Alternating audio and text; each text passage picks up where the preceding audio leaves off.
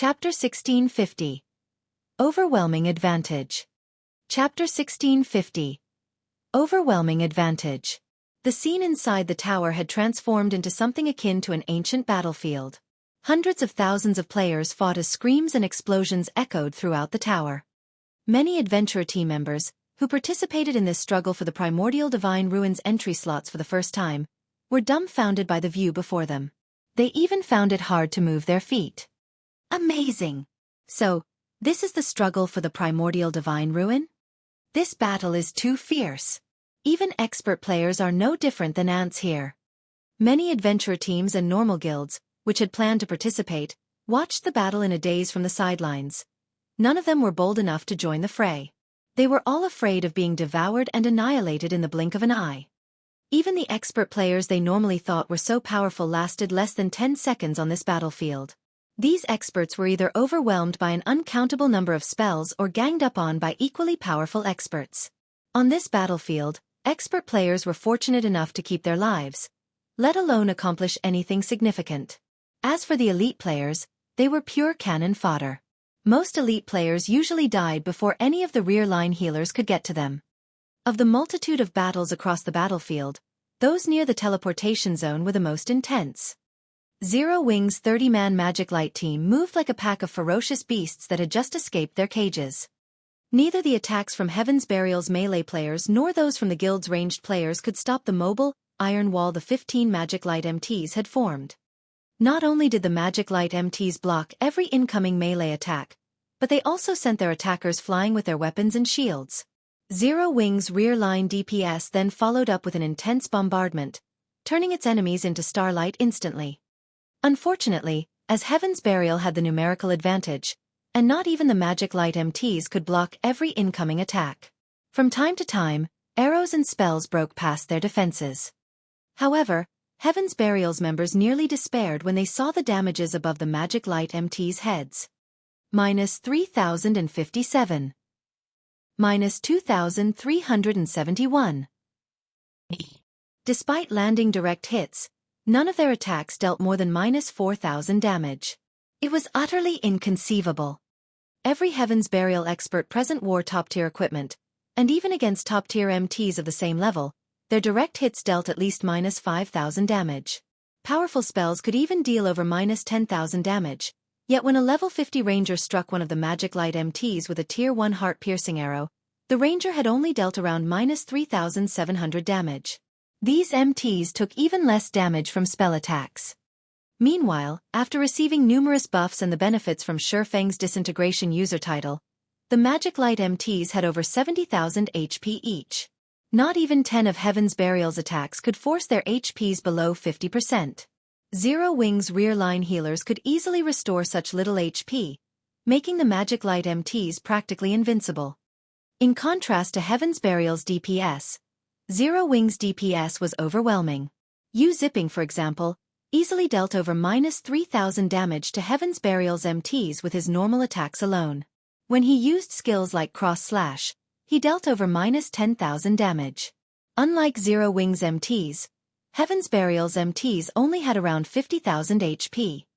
Zipping only needed a few attacks to devour most of an MT's HP by himself. Coupled with the ranged attacks from Zero Wing's rear-line DPS, the enemy MTs were dead before their healers could cast any healing spells. In the short moment since the battle had begun, Heaven's Burial had suffered several hundred casualties, and every one of them had been an expert player. Damn it! Why is there such a huge difference in our basic attributes? Confusion tore at Lei Jingyang as he watched Zero Wing's Magic Light team move closer to Heaven's Burial's ranged classes and healers. He simply could not fathom how Zipping and the others had such high basic attributes. Heaven's Burial's expert members were all geared in top-tier equipment, and even if Zipping's team wore level 50 fine gold set equipment, the difference should be this massive. He even wondered if the Magic Light team's members had activated Berserk skills. However, he was certain that none of them had. He was confident that Zero Wing's members hadn't activated Berserk skills because all of the various major powers had silently agreed not to use such skills in the struggle for the entry slots. There were two reasons for this agreement. The first was that every power participating in this struggle doubtlessly had some members who could use Berserk skills. If everyone used these skills, nothing would change. Berserk skills' long cooldowns was the second reason. On the off chance that they'd encounter trouble in the Primordial Divine Ruin, they'd likely be annihilated if they couldn't use their Berserk skills. However, Lei Jingyang didn't know that. Although Yu Zipping and his companions appeared to be wearing level 50 fine gold set equipment, the Magic Light set's basic attributes could rival level 50 dark gold set equipment. This was the reason that the gap between their basic attributes was so vast. This fight was on par with a player in a full set of secret silver equipment trying to contend with a player in dark gold equipment. Such a massive gap was only natural when both sides had similar combat standards. Moreover, the Conqueror Party's performance was also impressive. Although the Conqueror Party's basic attributes weren't as high as the Magic Light team members, their combat standards were higher.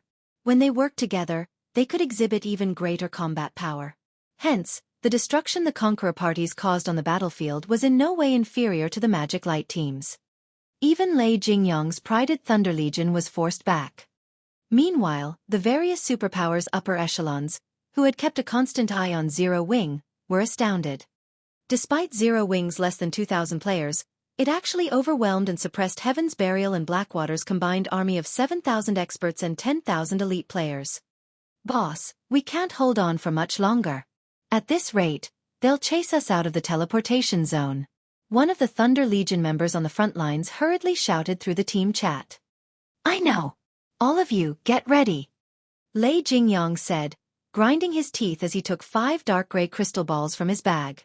He had planned to save these as a trump card to surprise the other superpowers. He had never expected to need them so soon.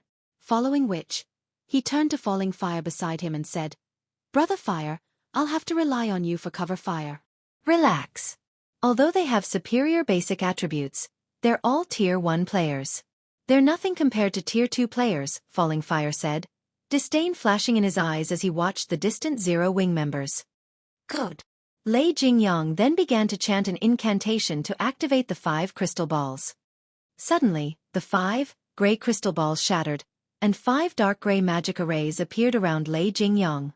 Shortly after, 5-meter-tall figures emerged from these arrays. They were humanoid creatures covered in sharp spikes and radiating dense evil energy. These 5 humanoid creatures were none other than Grand Lord-ranked evil demons. The frightening aura these Grand Lords radiated stunned everyone in the tower. Level 70 Grand Lords. Such monsters were on par with natural disasters to current players. So, this is Heaven's Burial's trump card? Yuan Tiexin's expression darkened upon seeing the evil demons. When Heaven's Burial's members saw the Grand Lord-ranked evil demons, however, excitement lit up their faces, and their morale skyrocketed. Although the combined force of Heaven's Burial and Blackwater's players appeared exceptionally powerful, it was nothing compared to the superpowers' forces. They had only dared to contend with the superpowers because of this trump card. However, Lei Jingyang wasn't a member of the evil god's temple. He couldn't summon evil demons directly and control them. He could only rely on flame blood, asking the cleric to spend the evil god's temple points he had struggled to accumulate on 5 evil demon crystal balls. Each evil demon crystal ball allowed players to store 1 evil demon within, and even non-evil god's temple players could use the crystal balls to summon and control the stored evil demon. However, the cost was painful. The evil demon crystal ball was a consumable item, and once the evil demons were stored inside, they would become so as well. Once the crystal ball's 3-hour duration ended, the summoned evil demons would be permanently destroyed. Lei Jingyang had wanted to avoid using this trump card unless absolutely necessary.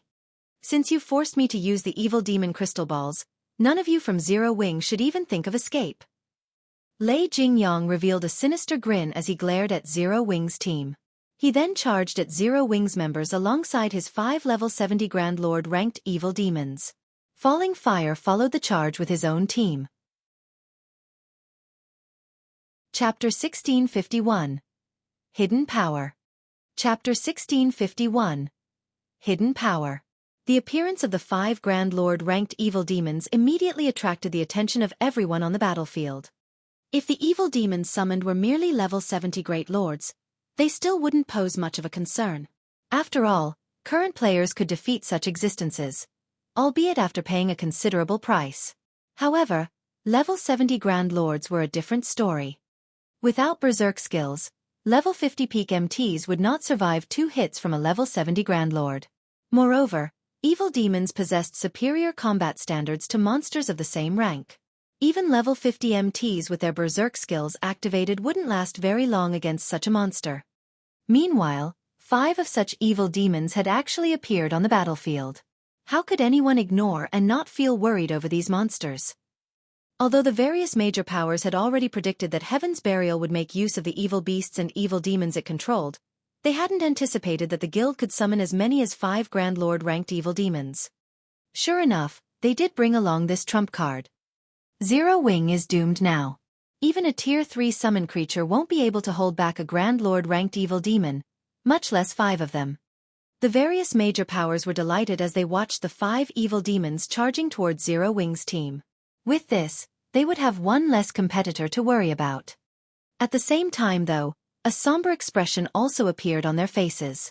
After all, once Heaven's Burial finished off the Zero Wing contingent, needless to say, Heaven's Burial would have no trouble securing a large number of entry slots with the help of the 5 Grand Lord-ranked evil demons, leaving other powers like them with fewer slots they could compete for.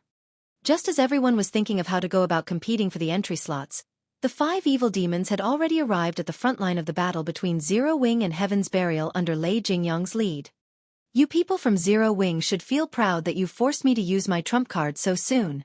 However, now that I have, you are all going to become evil demon food.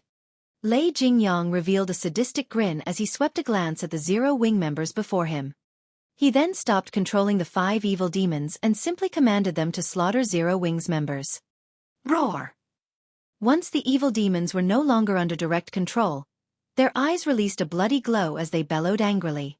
The evil energy they radiated also intensified, so much so that it clouded the perception of nearby players slightly.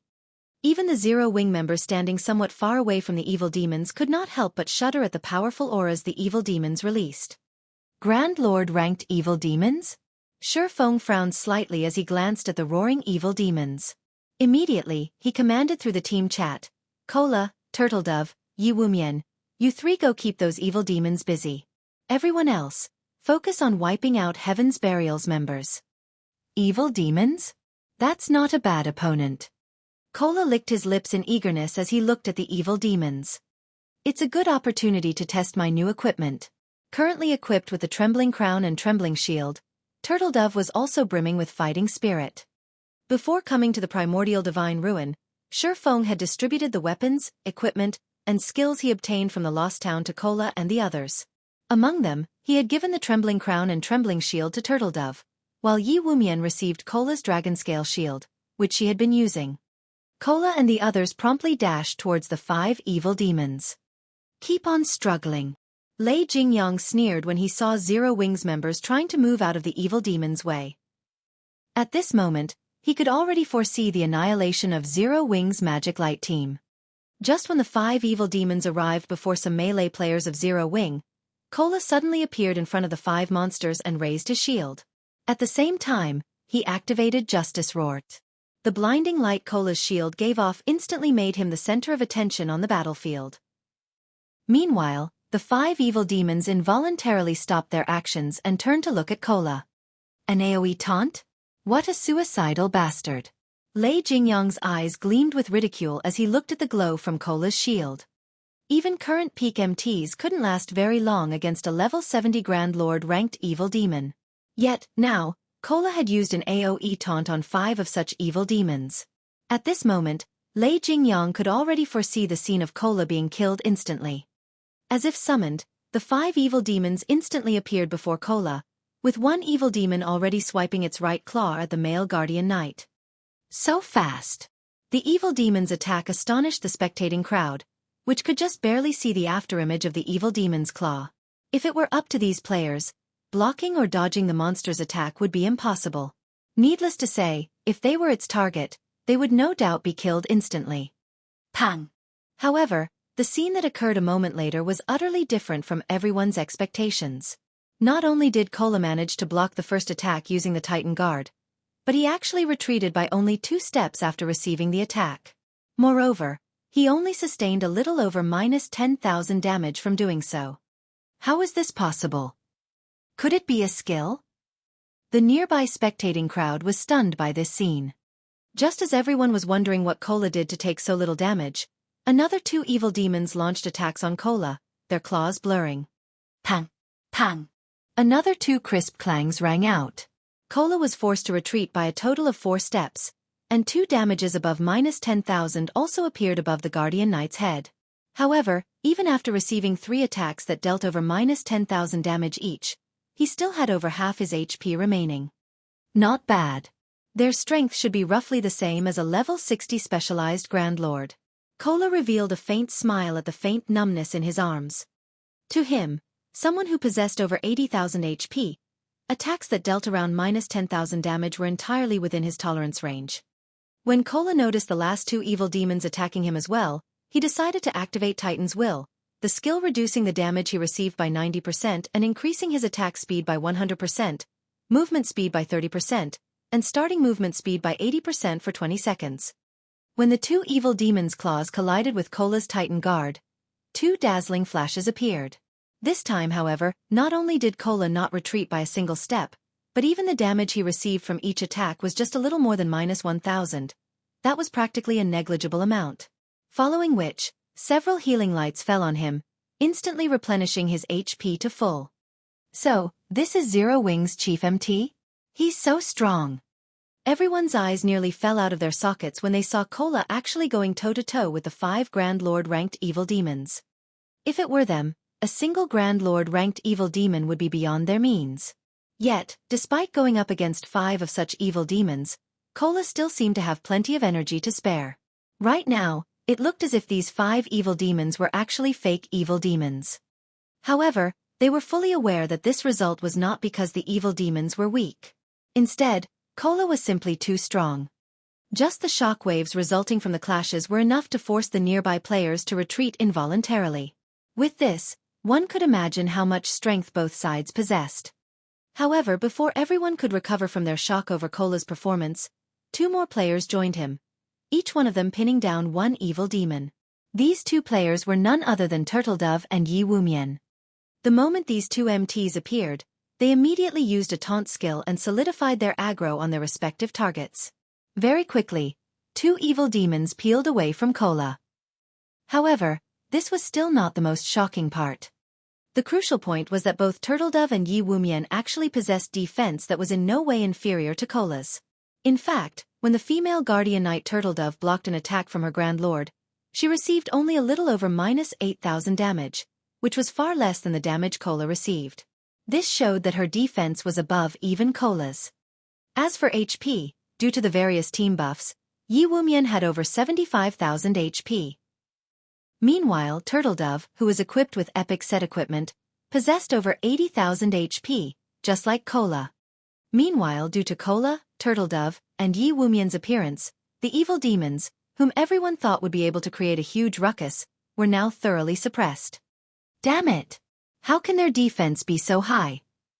Lei Jingyang was momentarily stupefied when he saw this scene. However, a possibility that made his entire body shudder came to mind soon after. Could they have been promoted to Tier 2 as well? Chapter 1652. Tier 2 vs Tier 2. Chapter 1652. Tier 2 vs Tier 2. Inside the teleportation zone, the 5 level 70 Grand Lord ranked evil demons furiously attacked the MT trio from Zero Wing, their speed extremely fast. Many expert players present inside the tower could not keep up with the monster's movements, yet Cola and the other MTs blocked every attack of the evil demons using their shields. Moreover, they did so very casually. Meanwhile, any expert player that accidentally came into proximity of their battle would get killed by the battle's shockwaves. They're able to stop even 5 Grand Lord-ranked evil demons?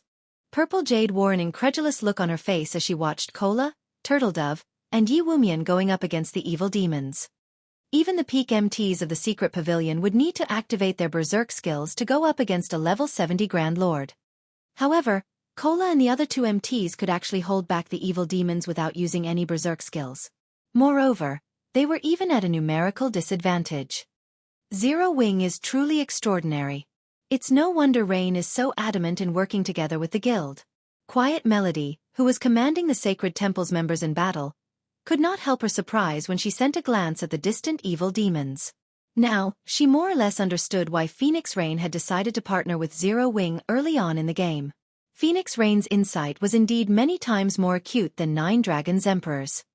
Meanwhile, Zero Wing's members also had their morale boosted further after seeing the MT Trio's performance. Brimming with fighting spirit, they started putting even more effort into suppressing Heaven's Burial's members. Damn it! How is this possible? Lei Jingyang was filled with envy as he looked at Cola and the other two MTs. Why does Zero Wing possess 3 Tier 2 MTs? Not only did Heaven's Burial receive financial support from major corporations, but it had also managed to recruit plenty of expert players. Despite all this, the entire guild had only 3 people that succeeded in their Tier 2 promotion even until now. The guild had invested everything it had to help these 3 players complete their promotion quests after they reached level 50. Moreover, unlike other classes, MT classes faced much more difficulty with their Tier 2 promotions.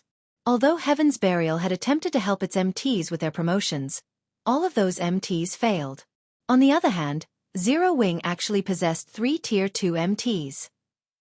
The value of Tier 2 MTs was much greater than that of Tier 2 players of other classes. After all, the majority of a guild's weapons and equipment came from dungeons. If a guild possessed powerful MTs, it would have a much easier time raiding dungeons. Boss, what should we do? Those 5 Grand Lords are all pinned down right now. We're also still getting pushed back by Zero Wing. At this rate, we'll be chased out of the teleportation zone, the level 50 ranger commanding the battle asked worriedly.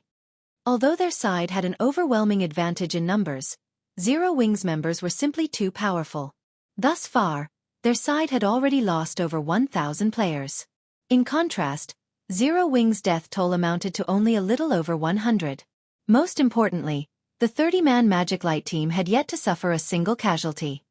All ranged DPS, change targets, and focus fire on those 3 MTs of Zero Wing. I refuse to believe that Zero Wing will have another method to stop the evil demons once we get rid of the 3 of them. Lei Jingyang commanded through the team chat. After saying so, Lei Jingyang personally led a team of 20 experts, followed by Falling Fire's team, and charged at Cola, Turtledove, and Yi Wumian. Although it was indeed surprising that Zero Wing possessed 3 Tier 2 MTs, both Falling Fire and he were Tier 2 players as well. If they went up against the MT trio, they would not necessarily be the one to lose. Not to mention, Cola and the other 2 still had to tank 5 evil demons. Very quickly, Lei Jingyang and the others arrived within 40 yards of the Mount trio. Die! Like throwing a javelin, Lei Jingyang hurled the great sword he carried at Cola, arcs of silver electricity appearing around the weapon as it left his hand. In mid-flight, the great sword suddenly split into a dozen serpents made out of silver lightning. Meanwhile, unlike normal spells and arrows, which could only move in a straight line, the serpents slithered nimbly through the air towards Cola, their movement patterns changing constantly. The boss is getting serious. Zero Wing's members are dead now. The eyes of the Thunder Legion members glowed when they saw this scene. The attack Lei Jingyang had just executed was a trademark move of his, a combination of his precision control and the additional skill of his great sword, Electric Serpent Bites. Each electric serpent summoned possessed 120% of the user's strength. They also moved ridiculously fast, so much so that even top-tier experts would have trouble coping with just one of the serpents. Going up against a dozen electric serpents simultaneously would be a struggle even for peak experts of the same level, who would have no choice but to retreat temporarily. As for Falling Fire, who stood beside Lei Jingyang, he was not one to be outdone, either. As he completed an incantation, 9 crimson magic arrays appeared on the ground around him. The ambient fire-type mana immediately began surging towards these 9 magic arrays frantically. Shortly after, Falling Fire tapped the butt of his staff on the ground. Tier 2 Curse, Spark Impact. In the next moment, the 9 magic arrays started launching small meteorites one after another into the air. After reaching a certain altitude, the meteorites then changed trajectories and flew straight towards Cola. The power packed within each meteorite was visibly stronger than that of Lei Jingyang's electric serpents. Their speed was on par with the electric serpents as well. They're working together to attack me? Despite seeing the electric serpents and small meteorites rapidly approaching him, Cola showed no sign of panic whatsoever. Instead, he gave the ground a mighty stomp, taking a defensive stance, and activated Titan's Heart. The instant Kola used Titan's heart, a yellow earthen barrier formed around him, shielding him from the electric serpents and small meteorites. Boom, boom, boom. Let's see how you people from Zero Wings stop the evil demons now. Lei Jingyang laughed in ridicule as he looked at Kola's position. Although Kola had activated a life-saving skill, Lei Jingyang's electric serpent bites possessed extraordinary attack power. It was not something that could be received head-on. Not to mention, the Tier 2 curse that Falling Fire used possessed even greater power. Falling Fire likewise laughed as he looked at the dust surrounding Kola's position. He then turned to look at Turtle Dove and Yi Wumian. However, as the dust settled, a figure emerged standing where the electric serpents and meteorites landed. Meanwhile, this figure was none other than Kola. At this moment, Kola's surroundings had already been charred black. However, Kola himself remained completely unharmed. In fact, not only had his HP not decreased by the slightest, but it had even increased quite significantly. He's not dead. Lei Jingyang and Falling Fire were stunned. Both of them had used their respective aces in the hole, each of which was easily capable of instant killing a player of the same level. Yet, Kola actually managed to survive both attacks without taking any damage.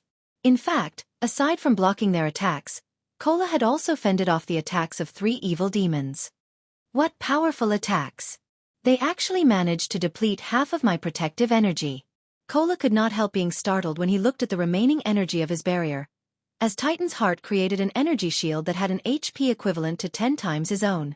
Had he tried receiving all those attacks without Titan's heart, even if he activated Protection Blessing, he still would have gotten killed instantly. An invulnerability skill. Both Lei Jingyang and Falling Fire shared the same thought as they looked at Kola. In God's domain, although invulnerability skills were extremely rare, some still existed. Meanwhile, every one of them was extremely troublesome to deal with. However, after Lei Jingyang and Falling Fire exchanged glances, they sprang into action again, targeting Turtle Dove this time. No matter how strong an invulnerability skill was, once its duration was up, it would disappear. Hence, all they needed to do now was attack other MTs instead of Kola. They also refused to believe that all 3 MTs had learned invulnerability skills. However, when Lei Jingyang was within 30 yards of Turtle Dove, he suddenly felt a chill crawling down his spine. Immediately, he tightened his grip around his white bone greatsword and activated Whirlwind Slash. Dang! In the next moment, Lei Jingyang felt as if he had just struck an impenetrable wall as his greatsword stopped abruptly, sparks flying from the edge of his greatsword. Then, a lithe figure gradually appeared before him. Zero Wings Fire Dance? Lei Jingyang sneered as he looked at the lithe figure facing him. Are you here to get yourself killed? He sent a slash at the female assassin before him straight away. An assassin was most powerful when conducting an ambush. As long as the ambush failed and their body became exposed, their combat power would decrease drastically. In a frontal clash, an assassin was significantly inferior to a berserker. Dang, dang, dang. However, after exchanging several attacks with Fire Dance, Lei Jingyang started panicking. As a Tier 2 berserker, his strength should be overwhelmingly superior to most players at this stage of the game. Moreover, he was currently geared in 3 pieces of epic equipment. Despite that, not only did every one of the dozen or so attacks he had sent at Fire Dance get blocked, but his arms even started falling numb from the resulting impact. Could she be a Tier 2 player as well? Lei Jingyang could not help entertaining such a thought. However, even if Fire Dance was a Tier 2 assassin, it should be impossible for her to be superior to him, a Tier 2 berserker in terms of strength. Lei Jingyang very quickly shook the thought out of his head and calmed himself. In terms of combat standards, he was no doubt superior to Fire Dance. Since he couldn't win using a forceful approach, he simply needed to target her weak points. He immediately activated the Tier 2 skill Battering Slash. Battering Slash allowed him to ignore his target's defense and block effects. Although the damage his attacks dealt would decrease significantly, it would be more than enough to kill an assassin, a class that had both low HP and defense. However, when his great sword passed through Fire Dance's body, Lei Jingyang's complexion immediately darkened. The reason for this was the sensation he felt coming from his great sword. It did not feel as if he had just cut through a physical entity at all. He tried using Blade Storm right away, but before he realized it, Fire Dance had already appeared behind him, the 1,000 transformations in her hands stabbing towards his back. Tier 2 skill, Shadow Raid. Fire Dance instantly transformed into numerous streaks of shadows that pierced through Lei Jingyang's body. Damages ranging between 10,000 and 20,000 appeared rapidly above the berserker's head one after another, depleting his HP to 0.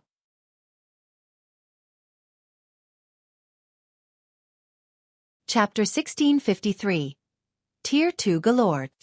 Did Lei Jingyang die? An instant kill. For a time, the players watching the battle between Fire Dance and Lei Jingyang were stunned by the sudden development.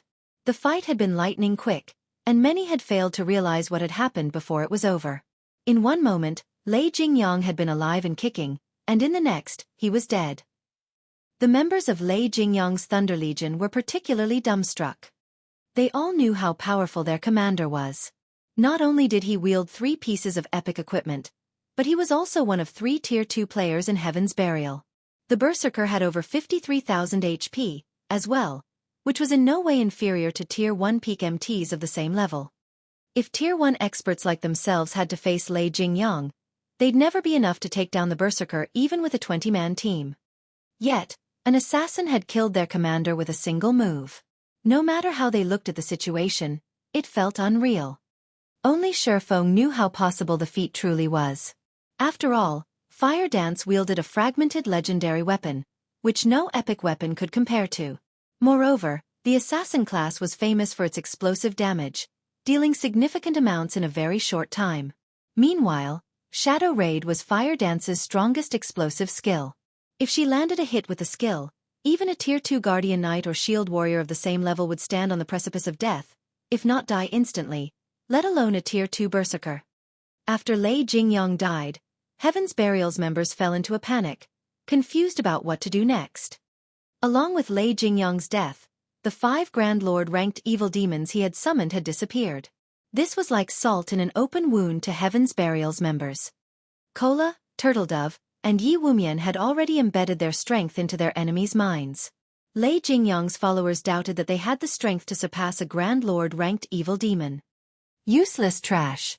He actually died so quickly. A deep frown pulled at Falling Fire's face as he watched Lei Jingyang's corpse transform into particles of light. He had never expected Zero Wing to have a Tier 2 assassin and 3 Tier 2 MTs. Immediately, he shouted through the team chat, "Everyone, retreat. Leave the teleportation zone for now. We'll re-enter from another side." At this stage of the game, it was extremely difficult for players to reach Tier 2.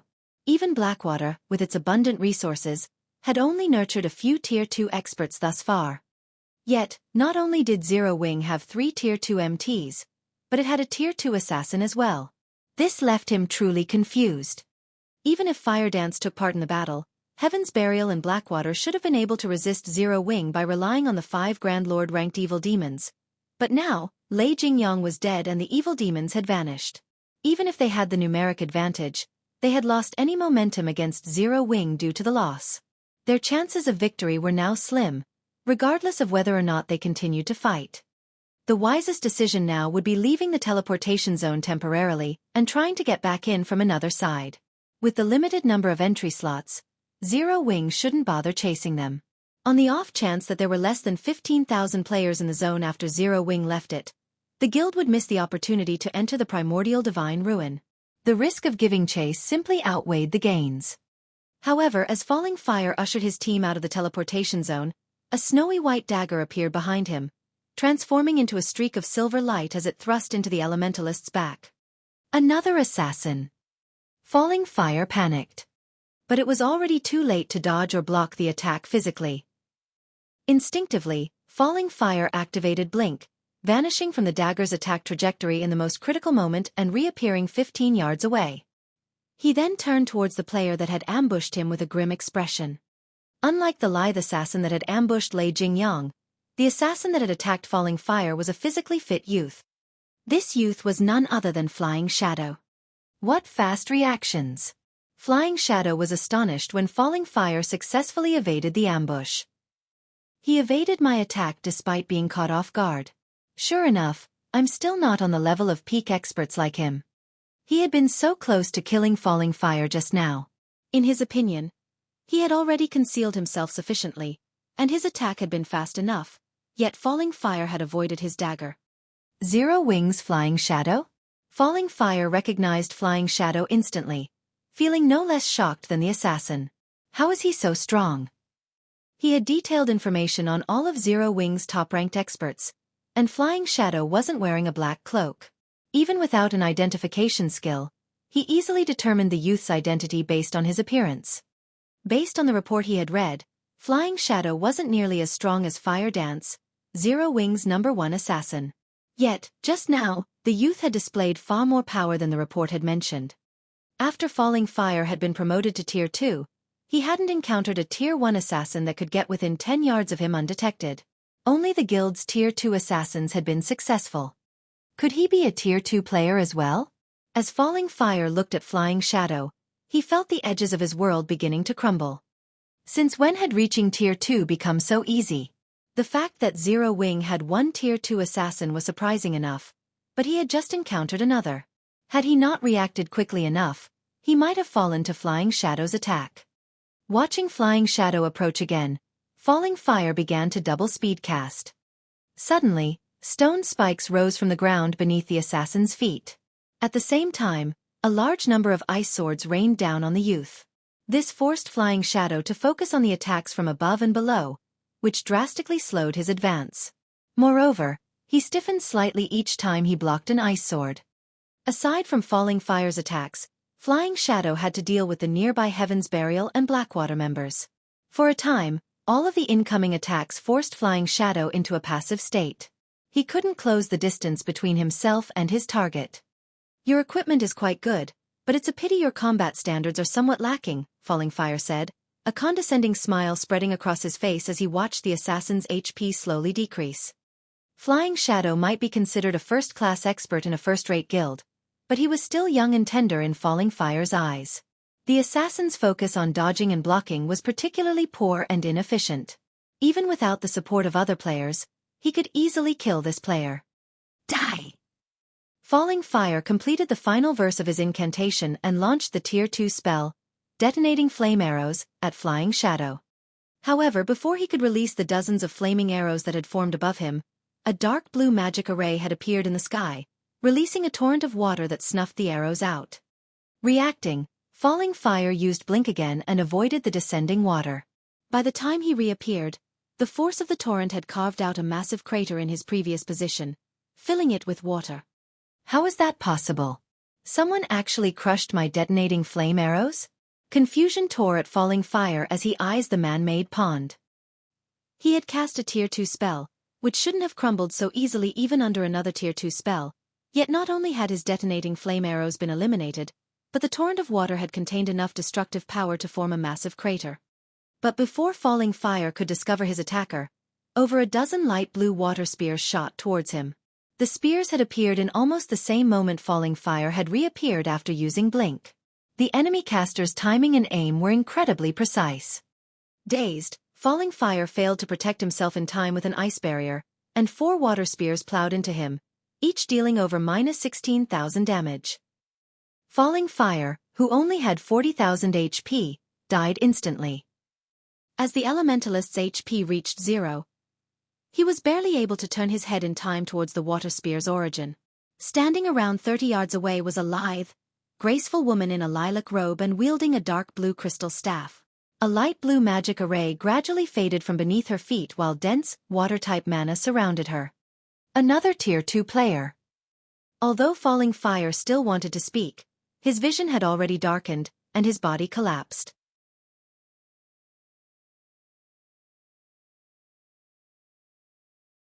Chapter 1654. Shocking All Sides. Chapter 1654. Shocking All Sides. As Falling Fire collapsed, silence descended on Zero Wing and Heaven's Burial's battlefield. Commander. The commander actually died? Do they also have a Tier 2 magical class expert? Blackwater's members gaped at Aqua Rose, who was responsible for Falling Fire's death. Falling Fire was both one of the scant few Tier 2 players and a top-ranked expert within Blackwater. Normally, the Elementalist killed them instantly when they sparred with him. However, They had just watched this man die after one hit. No matter how they looked at the situation, it was utterly unbelievable. The tier suppression Tier 2 players had over Tier 1 players was much greater than that of Tier 1 players over Tier 0 players. Moreover, as an elementalist, Falling Fire had a few passive skills that increased his magic resistances, making him much tougher against spells. Yet, Aqua Rose had annihilated Falling Fire with a single spell. There were only two possibilities to explain the outcome. The first was that Aqua Rose had used a Berserk skill followed by a Tier 1 curse. The other possibility was that Aqua Rose was also a Tier 2 player. When players activated a Berserk skill, some kind of special effect would change their bodies. Only, not all Berserk skills generated visible indicators. Regardless, when a player activated a Berserk skill, the intensity of their aura would increase drastically, informing others that the player had activated such a skill. However, Aqua Rose displayed neither phenomena, so it was obvious that she hadn't activated a Berserk skill. There was also no way they'd miss the resulting changes. They all had keen senses as experts, and activating a Berserk skill was akin to turning on a light in a dark room. When Blackwater's members considered the possibility that Zero Wing also had a Tier 2 magical class, they couldn't help but shudder. Tier 2 MTs were only powerful when tanking monsters. Their DPS was lacking. However, it was a different story for Tier 2 magical classes. Magical classes already wielded extremely high DPS even at Tier 1, and they had more AoEs than other classes.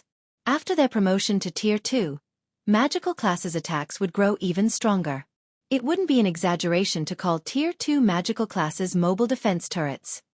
When solely comparing combat capabilities, Tier 2 magical classes were stronger than another class by far.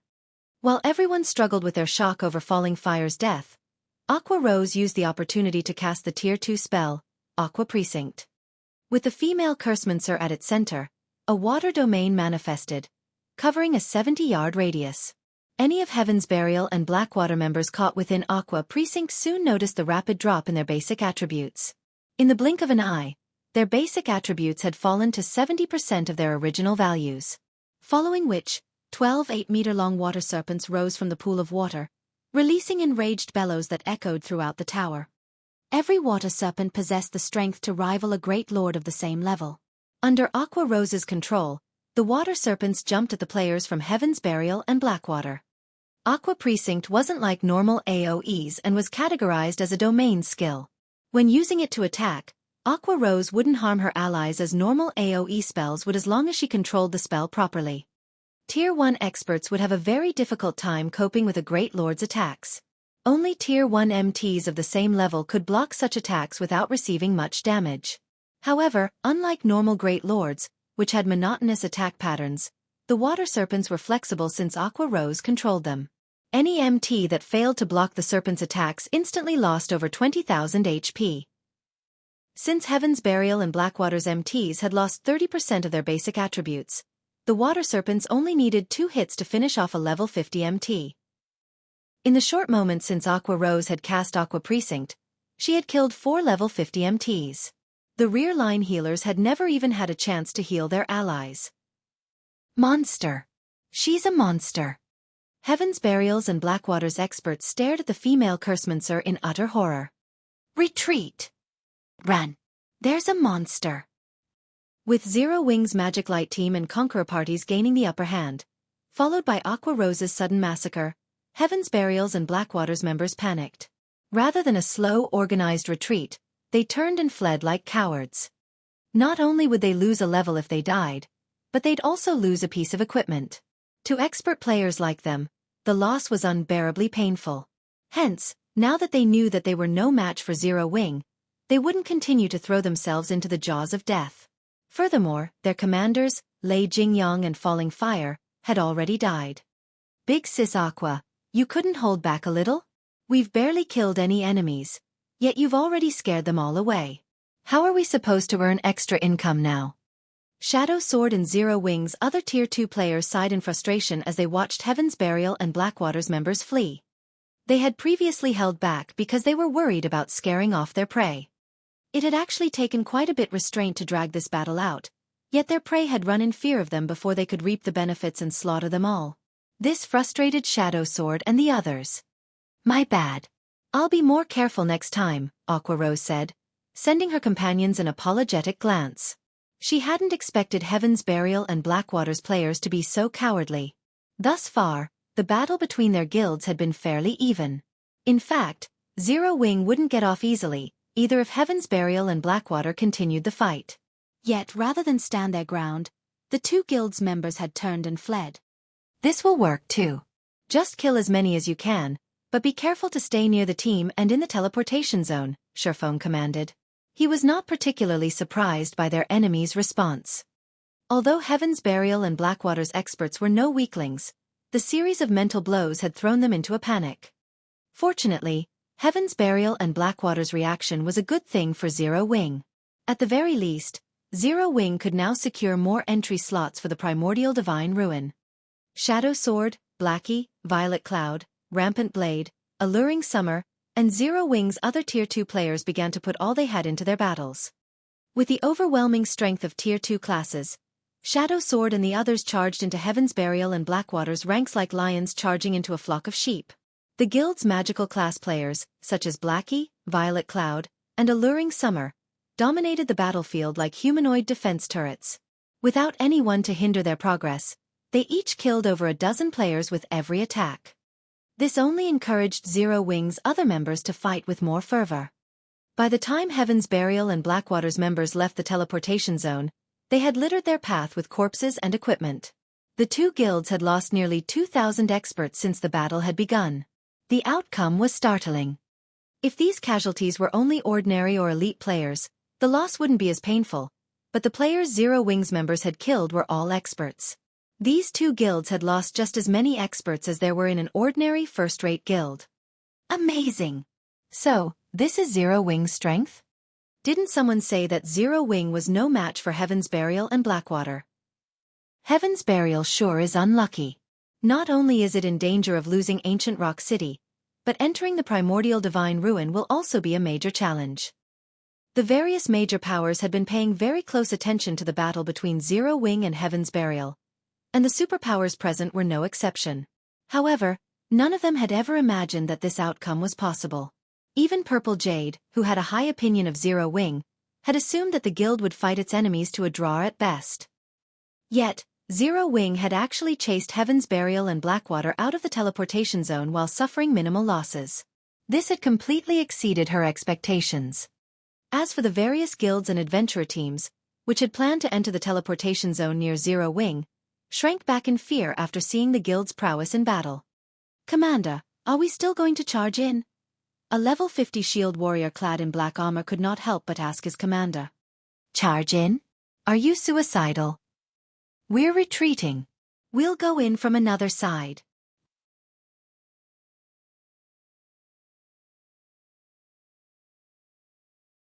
Chapter 1655. 10 years too early. Chapter 1655. 10 years too early. After Zero Wing's victory over Heaven's Burial, the various superpowers in the teleportation zone couldn't help but re-evaluate their opinions of Zero Wing. Sure enough, Zero Wing can be quite capable. No wonder they dared to ignore our guild's warning. It might not be a bad idea to consider partnering with them for the Primordial Divine Ruin raid. A middle-aged man in black armor muttered as he looked at Zero Wing's members with an interested expression. He carried a great sword with runes that radiated a chilling aura. The Primordial Divine Ruin was akin to a dungeon. If one wished to progress inside the ruin, they needed a certain level of strength, whether it be basic attributes or combat standards. The difficulty also increased as one delved deeper into the ruin. After reaching the Primordial Divine Ruin's fourth underground floor, players faced extraordinarily strict requirements. In fact, it was so difficult to pass from the fourth floor to the fifth floor, where the gate to the Primordial City was located, that a single guild team could no longer clear the challenge. They would only have a higher chance of reaching the fifth underground floor by working together. The middle-aged man's words surprised the nearby players. The middle-aged man before them was none other than Broken City, an upper echelon from King's Return. He had been very famous in the virtual gaming world some years ago. Even King's Return's guild leader had to treat Broken City with respect. Broken City didn't praise players or powers very often. The last player Broken City had praised had become King's Return's present guild leader. Hence, King's Returns members found it truly surprising that Broken City would praise Zero Wing. Uncle Broken, aren't you thinking too highly of them? They've merely repelled upstarts like Heaven's Burial and Blackwater. Zero Wing is still 10 years too early to work alongside us, the handsome youth beside Broken City said, scoffing. The youth wore dark gray plate armor and wielded a one-handed axe engraved with beautiful runes in his right hand while holding a tower shield made of scales in his left. Ocean, Uncle Broken must have his reasons for saying that. While not all of Zero Wing's team members have monstrous basic attributes, the team's overall strength is considerable. After entering the Primordial Divine Ruin, Zero Wing would make a good choice as a partner, Praying Lotus, who was garbed in a set of white, sacred robes, said as she shook her head. She didn't particularly approve of Wild Ocean's opinion. Although Wild Ocean had recently received a promotion, becoming one of King's Returns adjudicators, and was one of the guild's few Tier 2 players, his thinking was shallow. Like Broken City, Praying Lotus felt they shouldn't underestimate Zero Wing's strength. Throughout the battle, she hadn't seen Xueqi take action at all. This proved that Zero Wing was still holding back and was far from being as simple as everyone believed. Zero Wing is only good in PvP. We're going to face an endless number of monsters and various traps in the Primordial Divine Ruin. Just clearing the 3rd floor would be a huge problem, let alone reaching the 5th floor. Aside from us superpowers, no team has cleared the ruin's 3rd floor. You should also know that you can't rely on powerful attributes alone to clear the 3rd floor. We'll talk about cooperation after they reach the 4th floor. Wild Ocean snorted, thinking that both Broken City and Praying Lotus's opinions of Zero Wing were too generous. Wild Ocean wasn't the only person with that opinion. King's Returns' other experts agreed with Wild Ocean's thoughts.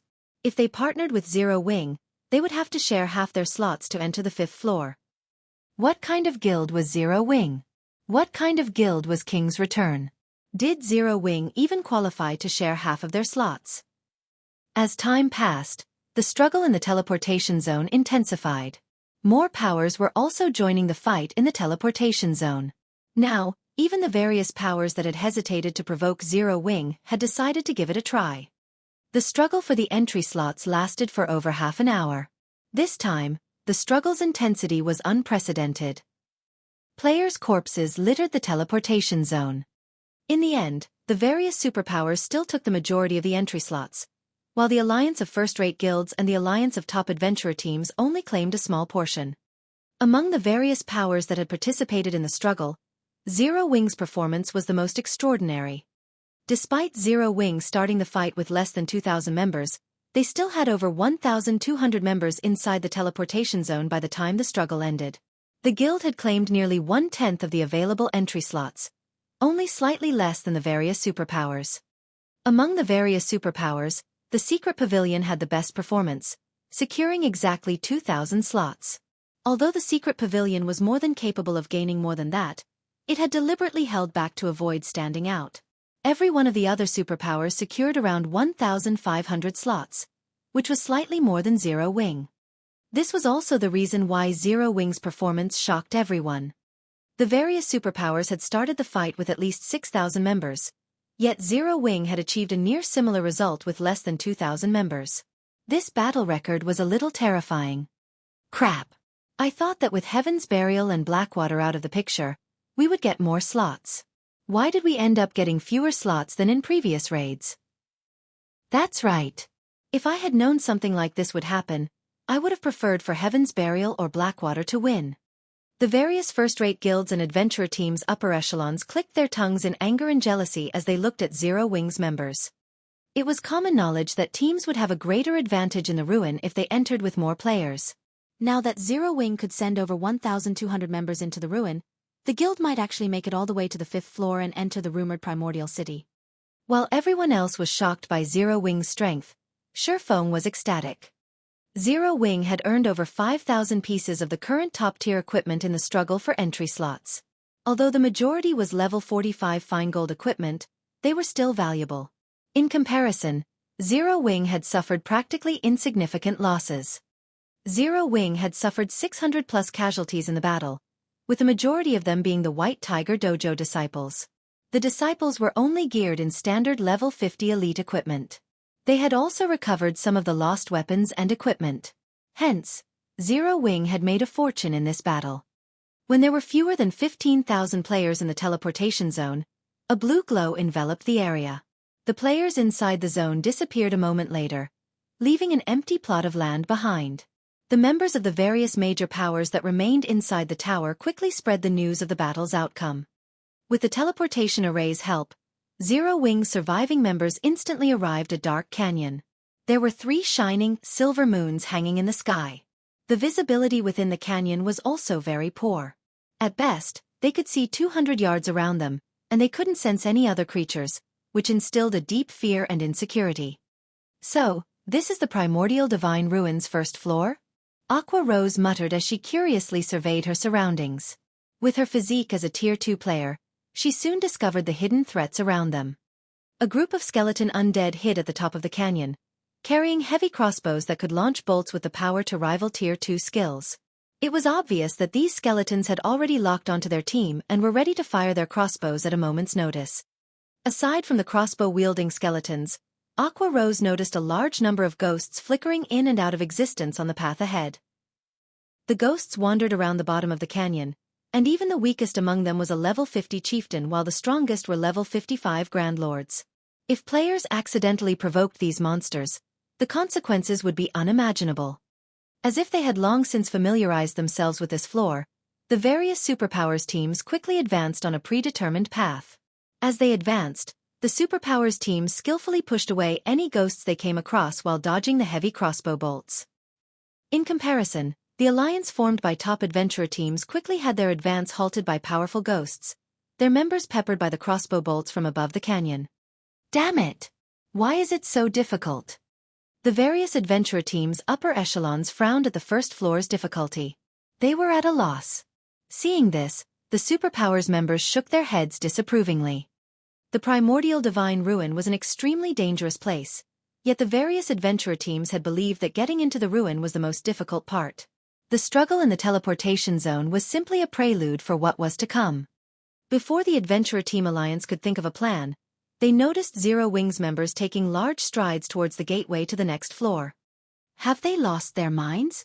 The various adventurer teams' upper echelons gaped as they watched Zero Wing fearlessly advance.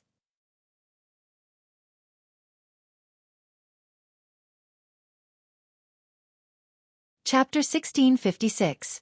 Dauntless Zero Wing. Chapter 1656. Dauntless Zero Wing. The Adventurer Team Alliance wasn't the only force confused by Zero Wing's sudden advance. The several superpowers upper echelons and the first-rate guilds alliance also flashed Zero Wing incredulous looks. What's Zero Wing trying to do? Zero Wing's behavior confused everyone. The Dark Canyon's terrain was complex. Although there appeared to be many paths that would lead to the top of the canyon, only a few were actually viable. Moreover, timing was very important when traversing the various paths. A single mistake could easily put an entire team in a dangerous situation. It wouldn't be surprising if the team were even eliminated. Although players would lose only 20% of their EXP and be sent back to the starting point when they died in the Primordial Divine Ruin, multiple deaths would significantly weaken a team and increase the raid's difficulty. For newcomers to the Primordial Divine Ruin, such as Zero Wing and the Adventurer Team Alliance, the safest way through the Dark Canyon was to follow the various superpowers, who were already familiar with the first floor's trial. Of course, tagging along didn't necessarily mean safety. Even if two teams took the same path, their timing wouldn't be the same. In this case, it would depend on the commander's abilities. Although, for the two superpowers that raided the ruin for the first time, this wouldn't be a problem. The force's leadership had a perfect grasp of their team's positioning, and could minimize their losses as they followed the other superpowers. The Adventurer Team Alliance's chain of command, however, was chaotic due to its multiple leaders. As a result, the Adventurer Team Alliance suffered many casualties as it attempted to follow after a superpower. But the Alliance still fared better than if it pioneered a path of its own. Yet, Zero Wing did not even understand such a basic principle, and had made a beeline for the top of the canyon. Moreover, Zero Wing's members moved with large strides, paying no attention to the monsters in their way, unlike the other teams who carefully and steadily advanced. Suddenly, Cola, Turtledove, Yi Wumian, and Violet Cloud rushed ahead of Zero Wing's team, charging onto the gravel path that contained a plethora of wandering ghosts. Meanwhile, the 15 MTs of the Magic Light team's 15 MTs guarded the rear of the team, while the Conqueror parties split up and covered the sides. Ghost Knight, Undead, Chieftain. Level 50. HP 6000 000/6000 Ghost Berserker, Undead, Lord. Level 52. HP 17 000 000/17 000 Ghost General, Undead, Grand Lord. Level 55. HP 85 000 000/85 000 As Kola and the others moved through the canyon, the wandering Ghost Knights and Ghost Berserkers quickly discovered their presence. Like hungry wolves that had just discovered meat, the ghosts surged towards the MT trio. Are they trying to get themselves killed? Are they really trying to grind the ghosts as if they were common monsters? Everyone was stupefied as they watched Kola, Turtledove, and Yi Wumian attract more and more Ghost Knights and Ghost Berserkers. The Primordial Divine Ruin had an endless supply of monsters, and even if players killed these monsters, the awarded EXP and loot was insignificant compared to monsters outside of the ruin. Grinding these monsters simply wasn't worth the effort. Though, to the various powers present, it did not really matter even if a large number of Ghost Knights and Ghost Berserkers ganged up on them, as they were more than capable of defeating these monsters. Instead, the canyon's true danger came from the numerous skeletons stationed at its top. The bolts they fired from their heavy crossbows were as powerful as Tier 2 attacks. Even level 50, Tier 1 MTs would be forced to retreat by several steps and lose around 4,000 HP if they blocked one of these bolts with their shields. If struck directly, they would be dead after 2 or 3 hits. Hence, it was important when selecting a path through the canyon to choose one with favorable terrain that could be used to block the crossbow attacks and lower the chances of encounter ghost generals. In the blink of an eye, over 500 Ghost Knights and dozens of Ghost Berserkers chased after Kola and the others. Moreover, the skeletons on both sides of the canyon had aimed and fired their crossbows at the MT trio. However, Kola and the others paid no attention to the countless incoming attacks and continued to advance mindlessly, attracting more monsters as they went. The commotion had even lured some of the wandering ghost generals.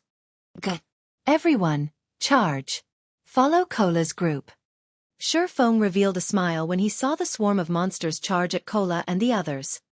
At this stage of the game, nobody was more familiar with Primordial Divine Ruins than him.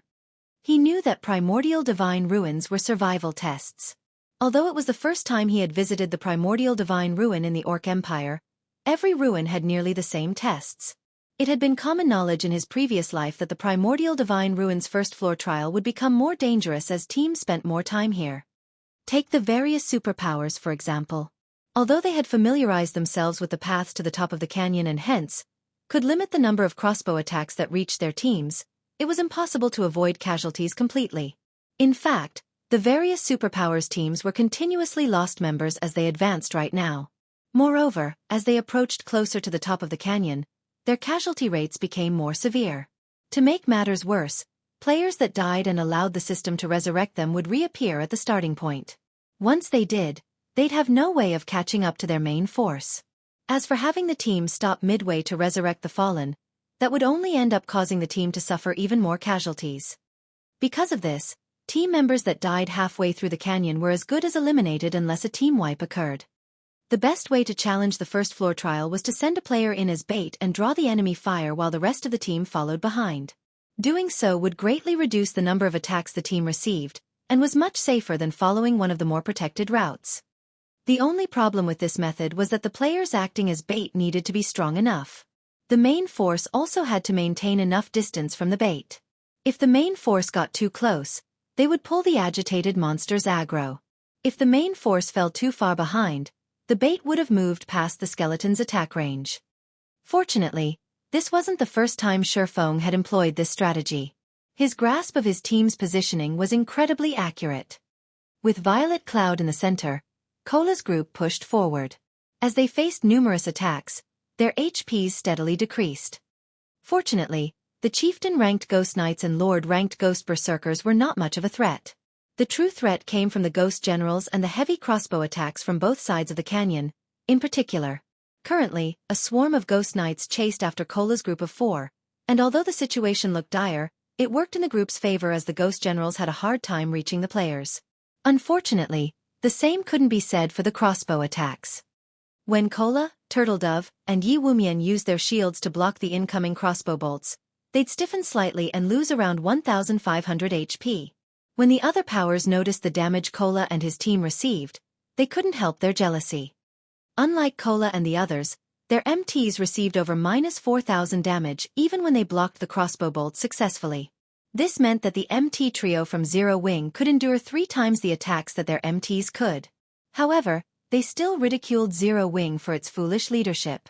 If Cola and his companions had the support of a large number of healers, they'd be practically unkillable.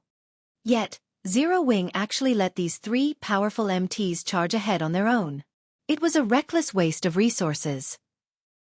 With how the team utilized Cola and the others, it wouldn't matter if they could endure 2 or 3 more hits than other MTs. Sure enough, Cola, Turtledove, and Yi Wumian's HPs began to decrease rapidly. In a short moment, they had lost more than 1/3 of their HPs. The various superpowers' upper echelons lamented the loss. The MT trio only had a single healer to support them, and it simply wasn't enough to keep the 3 players alive. But after another moment, the superpowers noticed something strange. Despite Cola, Turtledove, and Yi Wumian's HPs having already fallen below the 25% mark, Violet Cloud hadn't prepared to cast any spells. What's going on? Isn't that girl a cleric? Or does she have some kind of grudge against those MTs? Everyone watched Violet Cloud in confusion. However, while the spectating crowd wondered about the young woman's hesitation, Cola took a look at his own HP bar. "Let's begin," Cola said. Rather than panicking, his voice contained a hint of excitement. Turtledove and the others then nodded in response. Following which, Cola shouted before releasing a blinding golden glow. Suddenly, a golden pillar of light descended from the sky and enveloped Cola's group, illuminating the dark canyon. Suddenly, 4 golden barriers enveloped each member of the group. The move Cola just used was none other than the Tier 2 skill, Divine Shield, which Xueqi had obtained from the Boneless Land. When activated, the skill granted the Divine Shield buff, which lasted 30 seconds, to a maximum of 10 players. The buff decreased incoming damage from Tier 3 or below attacks by 50% and attacks above Tier 3 by 20%. The buff also increased attack speed and movement speed by 20% and healing effects received by 100%. Divine Shield was a very powerful skill, though it had a downside, a 1-hour cooldown. Violet Cloud also used the Tier 2 spell, Holy Prayer. The spell affected all allies within a 50-yard radius, and granted them an hot buff that healed them based on Violet Cloud's mana. Moreover, players affected by Holy Prayer would receive a 20% damage reduction buff. The spell had a 1-minute duration and a 20-minute cooldown. Under the effects of these 2 skills, Cola's group members each recovered over 8,000 HP every second. The damage they received was reduced to a pitiful amount as well. This turn of events allowed Cola's group to advance with ease while the rest of Zero Wing's team followed behind. In less than a minute, Zero Wing's members had reached the top of the canyon.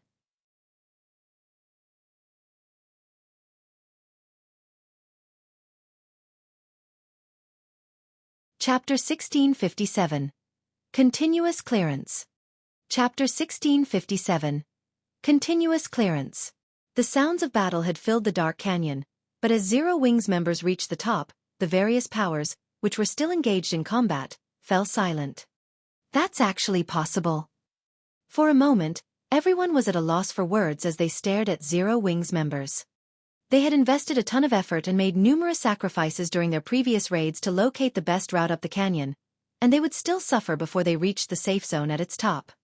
Yet, Zero Wing had run for the top of the canyon without sparing their surroundings a glance.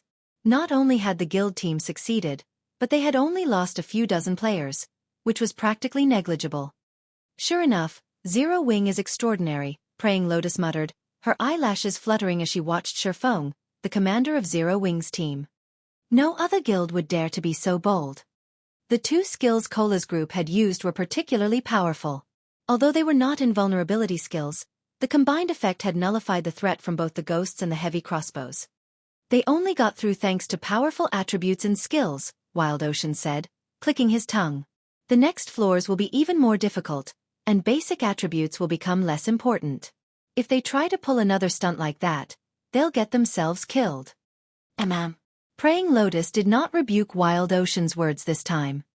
After all, what the Shield Warrior youth had said was true. As players delved deeper into the Primordial Divine Ruin, the trials they faced would become more difficult. They would also encounter more and different traps. Rather than simply relying on raw power, players would have to rely on their technical abilities in the lower floors. The brute force method Zero Wing had used was only viable on the first floor. It wouldn't be possible to clear the following floors with the same method. Correspondingly, though, players would have higher chances of encountering opportunities and treasure the further they explored. There was practically nothing noteworthy in the ruin's first underground floor. One would be extremely lucky if they even came across a bronze treasure chest. Although players could also find combat techniques on the first underground floor, the chances of that were extremely slim. If one wanted better loot, they'd have to reach the Primordial Divine Ruin's third underground floor. Only the third floor and down offered level 50+ top-tier equipment. At the same time, the chances of finding combat techniques and other treasures also increased. Xueqi didn't hurry towards through the ruin after reaching the top of the canyon. Instead, he had everyone rest in the safe zone. Players' stamina and concentration consumption were far more severe in the Primordial Divine Ruin than outside of it. If they did not rest, they might fail trials that should be passable. Meanwhile, the only places in which players could rest in the Primordial Divine Ruin were the system-established safe zones. Traps and monsters were present everywhere else, and if they relaxed, even for a moment, in these locations, they'd swiftly lose their lives. After Zero Wing's members had rested for some time, the various superpowers teams began to arrive in the safe zone, one after another. However, unlike Zero Wing, the various superpowers only had around 80% of the 1,500+ members they had entered the ruin with. The rest of their players had to wait for the system to resurrect them, forming teams with other players to search for opportunities and treasure on the first floor. After everyone rested, they proceeded towards the second underground floor. The second floor contained a primal forest. Visibility here was even worse than in the first floor's dark canyon. Even Tier 2 players could only see up to 80 yards away. As players traversed the forest, they were bombarded by all kinds of spell attacks from out of nowhere from time to time. These spells packed a punch, and even Tier 2 MTs only survived after 3 or 4 direct hits. Tier 1 MTs were lucky to survive even 2 hits. If players wished to reach the next safe zone alive, they would have to rely on their individual reaction speed and decision-making. They'd have to dodge or block an attack instantly when targeted. Only by doing so would the healers have a chance of healing them. All the heals in the world wouldn't save them if a spell struck them directly. The ruin's second floor was also much larger than the first, a testament to the Primordial Divine Ruin's unique nature. As teams progressed, they'd encounter larger maps, forcing players to travel greater distances and face more danger. Xueqi didn't have any special strategy to get through the second floor's trial. He could only send in the Magic Light team and Conqueror parties to tank as many hits as possible, limiting the number of casualties the team suffered. Overall, Zero Wing didn't fare nearly as well as the various superpowers. Upon reaching the third underground floor, the increased difficulty was particularly evident. The necessary method to clear the third floor wasn't like the first two. The various attacks and traps players had to face had also changed. Now, players had to collect a sufficient number of teleportation stones to proceed to the fourth floor. Each teleportation stone could only transport 100 players, and only the third floor's Grand Lord-ranked monsters would drop them. One could just imagine how difficult it would be to kill a Grand Lord-ranked boss in such a dangerous environment. It's no wonder why only the various superpowers have only gotten through the third floor thus far, leaving the first-rate guilds alliance behind. As Xueqi stood at the third floor's starting point and observed the barren wasteland before him, he could not help but frown. Thunderclouds covered the sky above the plain as far as he could see. Lightning frequently descended, decorating the ground with scorch marks. Not only did the lightning strikes contain a lot of power, but they were also extremely fast, significantly faster than normal spell attacks. When facing a normal spell attack, expert players could dodge or block as long as the spell was cast from a certain distance, but the lightning strikes from above were incredibly fast. This trial's difficulty increase was tremendous. Furthermore, players had to kill level 55 Grand Lords. However, the various superpowers teams, which had just arrived, reacted as if they didn't see the lightning bombarding the plane. They quickly split into two groups, leaving one behind in the safe zone while the other boldly strode into the barren wasteland in search of Grand Lord-ranked thunder beasts and thunder elementals. Lightning continued to descend from the sky, but the superpowers members swiftly maneuvered around the strikes. Aside from a few unlucky players, who had been targeted by multiple lightning strikes, most were able to dodge the natural attacks. Even if they failed to dodge in time, their team's healers would quickly restore their lost HP. In contrast, the first-rate guilds and adventurer teams were unsure of how to continue. If they only had to dodge the lightning strikes, most of their members would be successful, but with the addition of monsters, chaos would ensue. They'd either fall to the lightning, or the monsters would slaughter them. So what if they got a lot of players this far? They still won't clear the third floor. Wild Ocean could not help but flash Zero Wing's team, which still occupied the starting point, a ridiculing smirk. Players' basic attributes were no longer the key to clearing the trial once they reached the third underground floor. Here, individual combat standards held greater importance. If a team couldn't defeat the Grand Lord-ranked bosses while being showered by lightning strikes, it would venture no further in the Primordial Divine Ruin. Guild Leader, the lightning strikes attack rate and numbers are too high. I'm afraid that no more than 50 of our members will be able to fight while dodging the strikes. Should we grind the bosses for teleportation stones with just a 50-man team? Although it will slow us down, we shouldn't have a problem collecting the necessary teleportation stones, Aqua Rose suggested. If any other guild, excluding the superpowers, encountered such a situation, they'd likely be stuck here. Even Zero Wing only had a few experts who could fight in this lightning zone. Not even the Conqueror's armor's battle arrays would be very effective. Meanwhile, trying to raid Grand Lords with so few experts was impossible. This was also why the various first-rate guilds, which had reached the ruin's third underground floor previously, had never cleared it. However, Zero Wing was different.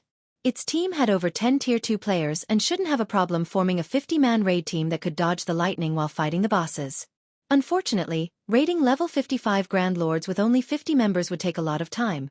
More time than the various superpowers raid teams, which had around 300 members each. No need. We'll all go together, Xueqi said, smiling as he shook his head. Everyone. For a moment, Aqua Rose thought she had misheard Xueqi. Relax. If this were any other trap, we might not have a way to deal with it, but if we only have to deal with lightning, we won't have to worry, Xueqi said. He then took a thick, ancient tome from his bag. This item was none other than the ancient weather book.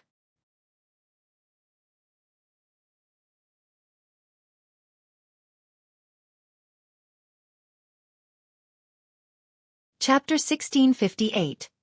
Might of the Ancient Book. Chapter 1658. Might of the Ancient Book. Across the vast wasteland, the various superpowers hunted bosses with organized precision. Meanwhile, the first-rate guilds and top adventurer teams could only watch from within the safe zone. Although these teams had a few experts who could dodge the lightning strikes, players who could dodge while fighting a Grand Lord were as rare as a phoenix's feather. A level 55 Grand Lord was already an extremely difficult foe, and teams lost players even during a normal raid. Hence, trying to raid one while severely handicapped would simply be suicidal. To compensate for their lack of numbers, the various first-rate guilds and top adventurer teams had tried to pool their experts to raid the bosses. However, despite multiple attempts, they had failed. Although the alliance of the various first-rate guilds and adventurer teams had formed allowed them to build a raid team with sufficient manpower, the environment favored the Grand Lord-ranked thunder elementals and thunder beasts. The third floor's environment enhanced all lightning-type skills and spells by 30%. Cloth armor classes, which had low HP and defense, would likely die instantly if they failed to dodge the thunder elementals or thunder beast skills. 0 mistakes were allowed in battle. However, players would be hard-pressed to avoid mistakes while constantly bombarded with lightning. In the end, the Alliance team wiped after losing so many members midway through the battle. As the first-rate guilds and top adventurer teams rested, Xueqi led his entire team into the lightning zone. It was as if he had missed their tragic downfall after fighting in the wasteland. They're going all together? Have Zero Wing's members lost their minds? What are they trying to do? Even if a single death only costs 20% EXP, do they have to be so reckless? When the members of the various first-rate guilds and adventurer teams saw Zero Wing head into the plains, they thought that Zero Wing's members had gone mad. In this lightning wasteland, a player's basic attributes didn't matter as much as on the previous floors. Here, combat standards were far more important. Even if a team charged into the lightning wasteland with 1,000 members, each member would suffer the same number of lightning strikes. In fact, the players would have a higher chance of being struck. This was because players would have less space to maneuver in a larger group. Moreover, if players were not careful when they dodged, they'd likely avoid their own lightning strike only to get hit by their neighbors. The various powers weren't the only ones confused by Xueqi's ludicrous decision. Even Zero Wing's members were confused. They had seen how the experts from the various first-rate guilds and top adventurer teams had ended up after fighting in the wasteland. They also knew that those expert standards were much stronger than theirs. If they rushed into the plains, they'd doubtlessly suffer a similar fate. As Zero Wing's members approached the safe zone's boundary and were about to enter the lightning zone, they couldn't help their growing nerves. Why are they here? Wild Ocean, who currently fought within the zone, was surprised to notice Zero Wing's team enter the lightning wasteland. Are they that tired of living? Zero Wing's team had over 1,000 members, and if it tried to enter the zone with so many players, the number of lightning strikes that would descend on the team would be staggering. Not even superpowers like King's Return would pull such a stunt. Could Zero Wing be experimenting and trying to see how many of its members can survive a battle in the lightning zone? Praying Lotus, who was casting a healing spell, was just as stunned to see Zero Wing's advance. As the various superpowers members wondered, one player from Zero Wing after another stepped into the zone. Watching 1,000+ players set foot into the lightning wasteland was extraordinarily eye-catching. Almost everyone kept a curious eye on Zero Wing's team, wondering how it planned to deal with the countless lightning strikes that would fall upon them. 3 seconds passed. 5 seconds passed. 10 seconds. However, not a single strike of lightning fell on Zero Wing's team.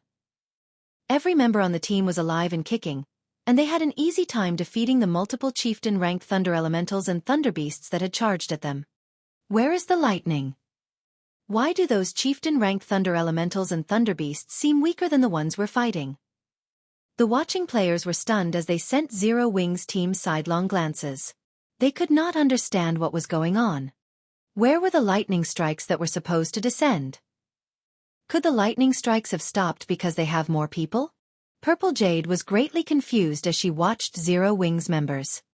The lightning was the most troublesome aspect about the Primordial Divine Ruins' third underground floor. Without the lightning strikes, the third floor's trial would just be a simple series of Grand Lord raids. If that were the case, the various superpowers could easily clear the floor. That's not possible. Other teams have dispatched even more players than Zero Wing in past raids, but this has never happened, Yuan Tianxin said, shaking his head. He, too, wore a confused look. Even Zero Wing's players were confused. Only Aqua Rose knew that this was Xueqi's doing. It seems this thing is quite effective. Xueqi smiled at the ancient weather book in his hands.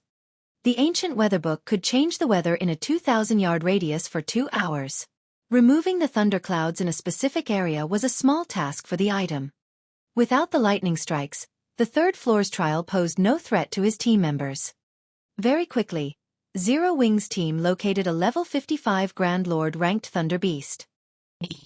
Great Thunderwolf, Thunder Beast, Grand Lord. Level 55. HP 88, 000, 000/88, 000, 000.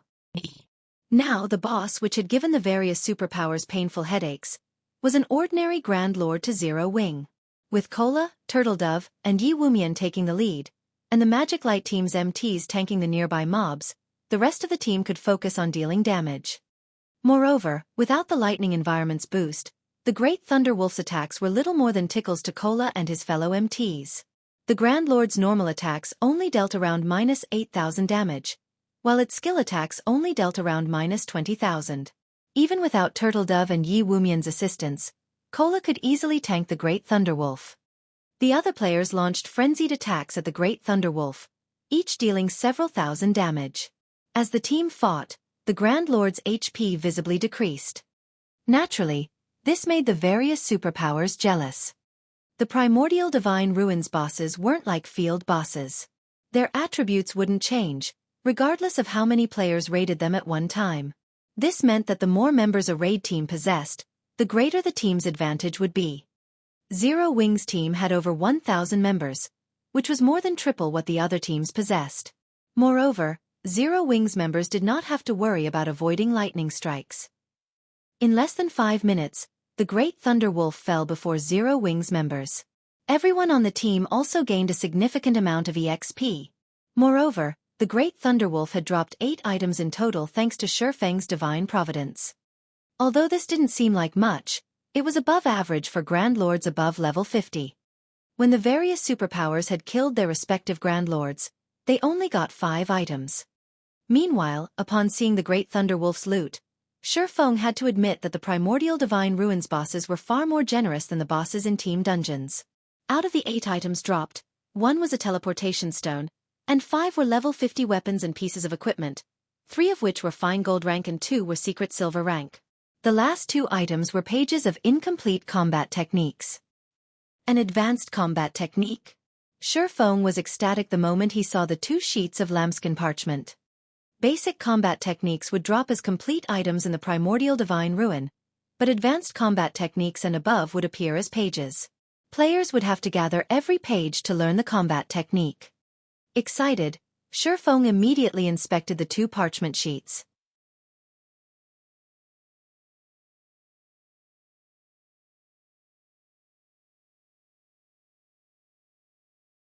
Chapter 1659. Top-Tier Advanced Combat Technique. Chapter 1659. Top-Tier Advanced Combat Technique. As Xueqi inspected the incomplete pages, his eyes shone with excitement. Lightning Flash. This dilapidated page belongs to a book that depicts a secret attack technique, which has been passed down since ancient times. Only after gathering all incomplete pages can you read the complete book's content. There are a total of 13 pages. This leaflet is the 3rd page. Lightning Flash. This dilapidated page belongs to a book that depicts a secret attack technique, which has been passed down since ancient times. Only after gathering all incomplete pages can you read the complete book's content. There are a total of 13 pages.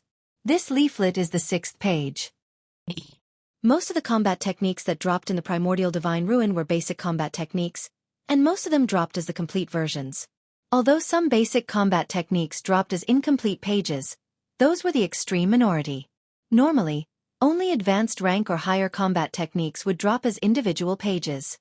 However, there were differences between advanced combat techniques and those of other ranks. Not only could players in God's domain improve their foundations by learning combat techniques, but they could also learn ways to exhibit their strength more efficiently, thereby raising their overall combat power. Some combat techniques even granted players the power to challenge foes of higher levels. A basic combat technique might not help half-step Refinement Realm experts fight Refinement Realm experts, but an ordinary advanced combat technique could. This was also why the various super guilds and super first-rate guilds were so desperate to compete for slots to enter the Primordial Divine Ruin. Meanwhile, an advanced combat technique strength could be determined by the number of pages it possessed.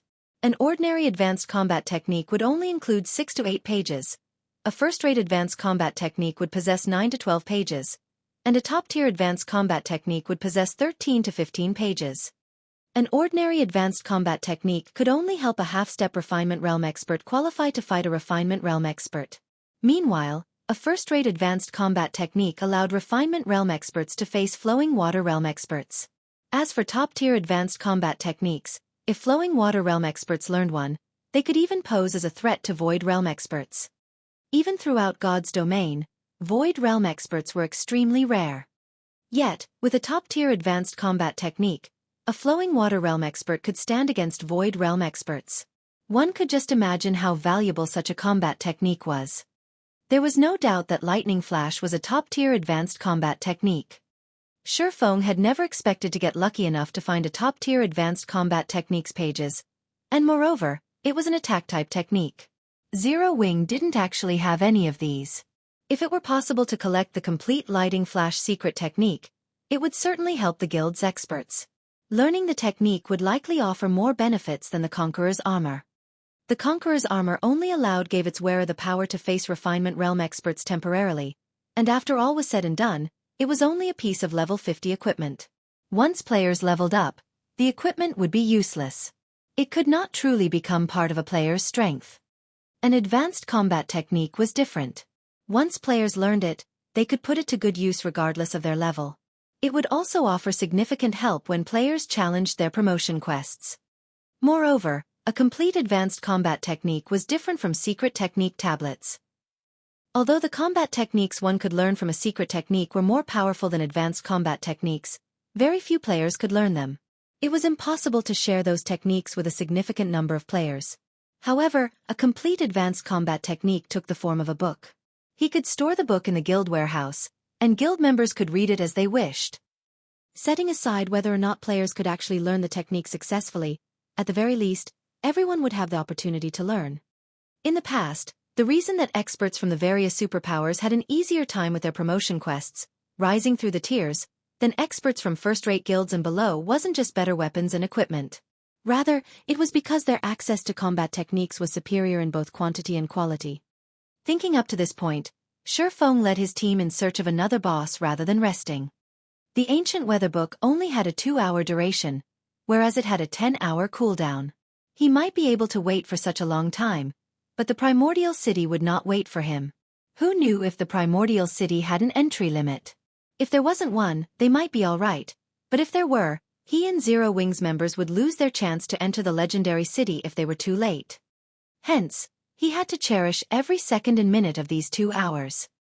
Zero Wings members continued to hunt one Grand Lord ranked Thunder Elemental or Beast after another.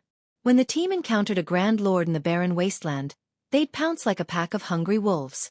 They behaved nothing like the players from the various superpowers, who returned to rest in the starting area after slaying 1 or 2 bosses. The various superpowers grew envious at seeing this. Without the threat from the lightning strikes, Zero Wing could casually slaughter these ready-made Grand Lords. Not only were the team members able to earn an abundance of EXP, but they also secured plenty of top-tier equipment. The Primordial Divine Ruins' 3rd underground floor had practically become a sacred leveling spot for Zero Wing. How is this possible? King's Return's Wild Ocean was at a loss as he watched the scene before him. He had assumed that Zero Wing would be stuck on the 3rd floor, yet based its pace, it'd likely be the first team to reach the 4th underground floor. Uncle Broken, should we contact them? Praying Lotus whispered to Broken City, who stood beside her. Thus far, the various superpowers had only reached the 4th floor. Not one of their teams had made it to the 5th yet. The 4th floor was simply too difficult, and there was no comparing it with the 3rd floor. With the current strength of King's Return's team, it could not clear the 4th floor alone. If King's Return wished to reach the 5th floor, it would have to ally with another team. However, doing so would leave the team fewer entry slots to the 5th floor. No. It is too soon. We'll send them an invite once they experience the 4th floor's wall, Broken City said, smiling as he shook his head. The 3rd floor's trial was child's play compared to the 4th floor. Not only did players have to face all sorts of attacks, but the Guardian boss was also a bona fide level 58 Grand Lord ranked archaic species. Even now, not a single superpower had dealt any damage to the Guardian boss. Although King's Return had prepared thoroughly this time, they had no more than a 30% chance of defeating the Grand Lord. Needless to say, Zero Wing's chances were even lower. While the various powers grinded bosses on the Primordial Divine Ruins' 3rd underground floor, news of Zero Wing's team completing the 3rd floor's trial quickly spread among the participating teams. The various large guilds and top adventurer teams from the kingdoms and empire neighboring the Orc Empire, in particular, had to re-evaluate their opinions of the guild. The various superpowers had, thus far, monopolized the Primordial Divine Ruins' 4th floor. The fact that Zero Wing had reached that floor proved that it could nearly rival those superpowers in terms of top-tier experts. At the very least, Zero Wing was definitely superior to first-rate guilds and top adventurer teams in this regard. However, a deathly silence had fallen over the meeting room within Heaven's Burial's ancient rock city residence due to this latest information. Nobody could have imagined that, in one short day, Heaven's Burial would lose the massive advantage it had cultivated. And it was all due to Zero Wing. First, Zero Wing had shattered ancient rock city's defensive magic arrays. Then, the guild had plundered their entry slots for the Primordial Divine Ruin. Now, Zero Wing was about to set foot on the ruin's fourth underground floor. Zero Wing. Singular Burial's expression twisted as he read the latest report. Heaven's Burial's reputation was in tatters. If they did not figure out a way to deal with this problem now, the guild would likely have a rocky path ahead even if they held on to ancient Rock City. Singular Burial spun towards Flame Blood, who sat beside him wrapped in bandages, and growled, "Flame, didn't you say that Beast Emperor needs the souls of 400,000 elite players to display his full strength in Star Moon Kingdom? Go. Tell him that I will fulfill that request." Guild leader, are you planning on giving up on Star Moon Kingdom entirely? Flame Blood could not help his surprise. Beast Emperor's request was no laughing matter. It was both the last and worst option Heaven's Burial had. That's right. Since we can't have Star Moon Kingdom, what's the point in leaving it alive? Singular Burial nodded, a hint of madness flashing in his eyes. Although he did not want to admit it, he had to acknowledge the fact that Heaven's Burial had lost the struggle for Star Moon Kingdom.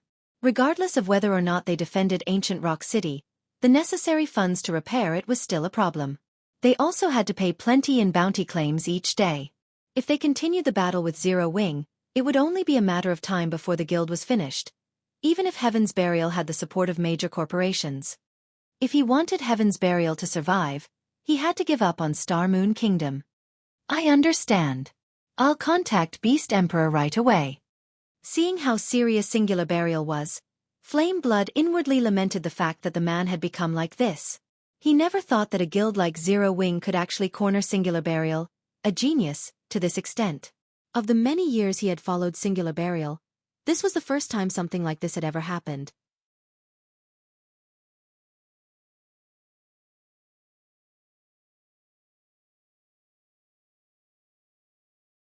Chapter 1660. Lightning Flash Secret Technique. Chapter 1660. Lightning Flash Secret Technique. In a certain mountain range covered with dense forests, countless powerful monsters roamed about the area. Every monster here was above level 100, and quite a few were mythic rank. However, none of these monsters dared to approach the forest in the mountain range's inner regions. Suddenly, a figure appeared at the forest's entrance. It was none other than Flame Blood. When Flame Blood appeared, several massive humanoid creatures appeared around him, each radiating the terrifying aura only Tier 4 mythic monsters had. Amazing. After not seeing him for some time, he's already developed to this point? Flame Blood was stunned when he noticed the 6 mythic-ranked evil demons around him. Mythic-ranked evil demons. Evil demons were far more difficult to nurture than evil beasts. Previously, Beast Emperor had only been able to nurture a Grand Lord-ranked evil demon. Although Grand Lord-ranked evil demons were very powerful, they were not invincible. If numerous experts worked together, they'd still be able to kill one. However, it was a different story for mythic-ranked evil demons. At this stage of the game, mythic monsters were insurmountable, even to the various superpowers. Otherwise, the level 50 super large-scale team dungeon in God's domain would not stand empty. Moreover, evil demons commanded superior intellect and could exhibit greater combat power than evil beasts. Most importantly, they could be summoned at any time, unlike evil beasts, which could only move from location to location of their own power. Now that Beast Emperor commanded mythic-ranked evil demons, he had the equivalent of mythic-ranked bodyguards at all times. Having mythic-ranked evil demons would undoubtedly increase the safety and survivability of controllers like Beast Emperor by a significant margin. He would no longer have to hide when attacking and could control his armies more efficiently. After seeing these mythic-ranked evil demons, Flame Blood's desire to obtain his own grew. Being a member of the Evil God's Temple, every race on the continent of God's domain hunted him constantly. Surviving in the game had become exceedingly difficult. Moreover, if players or NPCs captured him and sent him to the War God's Temple, his character would be sentenced to death in the truest sense, and he'd be forced to start all over again. Hence, he needed to be careful when he moved about and rarely approach a peer before other players. If he had his own mythic-ranked evil demons, though, he wouldn't have to worry about capture unless he encountered a Tier 5 NPC. Fortunately, Tier 5 NPCs were apex powerhouses in God's domain, and they weren't so easy to encounter. Normally, the strongest NPCs players would meet were Tier 4. After the evil demons had a chance to observe Flame Blood for a moment, they retreated back into the forest. Flame Blood then strode into the forest himself. There was a massive crater within the heart of the forest. The crater radiated an evil energy so dense that even an evil god apostle like him gasped as it washed over him. If an ordinary player bathed in this dense evil energy, it would likely corrupt them instantly. This crater was none other than the home of Star Moon Kingdom's evil god's temple. As long as players were within range of the temple, its energy would cut off their communication with the outside world. They would not be able to send or receive messages. Flame Blood. A middle-aged man covered in pitch-black ruins sat in the severely dilapidated temple. When he noticed Flame Blood enter the temple, he sent the cleric a glance and asked, "Why are you here? Weren't you controlling your evil demon army to protect ancient Rock City?" Although the man before Flame Blood hadn't expressed any emotion, speaking only in a calm tone, Flame Blood's heart palpitated in fear. This wasn't just because Beast Emperor was one of the evil god's temple's evil god envoys, but also because of the horrific evil energy that lingered around him. The man was far more frightening than the last time Flame Blood had seen Beast Emperor.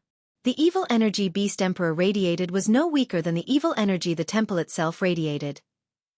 This man's evil energy would likely kill ordinary players before they could approach him. Moreover, as Flame Blood looked at Beast Emperor, he could not help but feel as if he stared at a ferocious beast that had just woken from a long slumber. "My guild leader sent me," Flame Blood said after stealing his mind. "Didn't you say that you needed 400,000 souls from elite players? My guild leader says he can give them to you." "He's finally made up his mind?" Beast Emperor asked, chuckling. "Then return and tell him this. The day he has the players ready will be the day Zero Wing perishes." Although he was quite powerful and could easily hunt down players for their souls, the immortal souls he needed had to come from willing players. Unfortunately, he was still short 400,000 elite players even after exhausting his means. Otherwise, he would have handed Star Moon Kingdom to the evil god's temple a while ago. Flame Blood nodded in response. He had no doubt regarding Beast Emperor's claim. Others might not know the power Beast Emperor wielded after the evil god's temple had activated, but as a member, Flame Blood knew it very well. Meanwhile, back in the Primordial Divine Ruins' third underground floor, quite some time had passed since the various superpowers had departed for the fourth floor. Only the first-rate guilds and top adventurer teams, which couldn't defeat the bosses, and Zero Wings team, which still hunted Grand Lord rank thunderbeasts and elementals, remained on the third floor. Crap. Just how many Grand Lords must Zero Wings members kill before they are satisfied? They might be grinding for level 50 top-tier equipment on this floor. After all, opportunities like this don't come often. With how many Grand Lords they've already killed, they should have more than enough teleportation stones. I wonder if they'd be willing to share some with us? Don't even think about it. First, the Primordial City will definitely have an entry limit. It's only natural to let as few players as possible reach the fourth and fifth floors. Moreover, the teleportation stones are bound to players of the same team and can only be passed around between players on the same team. The stones can also only be used on team members. If the team's member count suddenly increases, the teleportation stones they've collected thus far will become useless. That makes it even less likely that they'd be willing to help us. The various first-rate guilds and top adventurer teams couldn't help but envy Zero Wings battling members as they searched for treasures on the third floor. When they saw the teleportation stones scattered across the ground, their eyes became bloodshot. Despite all of their effort, they hadn't obtained a single teleportation stone, yet Zero Wings' team didn't even bother to pick up the stones that had dropped. Meanwhile, Xueqi activated Divine Providence as they killed another level 55 Grand Lord ranked Thunder Beast. After he collected the loot and inspected it, his brows lifted in joyful surprise. Wonderful! With this, I finally have everything I need. Xueqi could not help his excitement as he gazed at the last page of Lightning Flash. They had raided bosses for nearly 2 hours now. They had even begun to lure 2 or 3 Grand Lords, raiding them at once, midway through their journey. Fortunately, they had collected all 13 unique pages for the Lightning Flash secret technique before the ancient weather book's weather control ran out. System. You have collected all pages for Lightning Flash. Do you wish to synthesize the complete version of it? Synthesizing the complete version will require 1,000 magic crystals. 1,000 crystals? Why so many? Xueqi was confused after reading the system notification. Normally, synthesizing an advanced combat technique only required between 50 and 100 magic crystals, depending on the number of pages the technique possessed. Yet, the combat technique in his hands required 1,000 magic crystals. The system was clearly trying to swindle him. I want to see what kind of combat technique you're going to give me. Xueqi couldn't care less about the cost, however, paying the 1,000 magic crystals without hesitation. After all the trouble he had gone through to collect the pages, he wasn't going to leave them to rot just because the system wanted to rob him. Fortunately, there wasn't much of a difference between 100 magic crystals and 1,000 to Xueqi. Suddenly, with Xueqi at its center, a pitch-black magic array appeared beneath his feet. A powerful stream of mana surged upward from the array, and ignoring the ancient weatherbook's effects, thunderclouds gathered above, blocking out the sun above Xueqi. Massive lightning bolts then descended from the clouds, striking the 13 incomplete pages that hovered above Xueqi's head. After hundreds of thundering booms echoed throughout the third floor, a thick, ancient tome hovered before Xueqi. Faint arcs of blue electricity danced around the tome.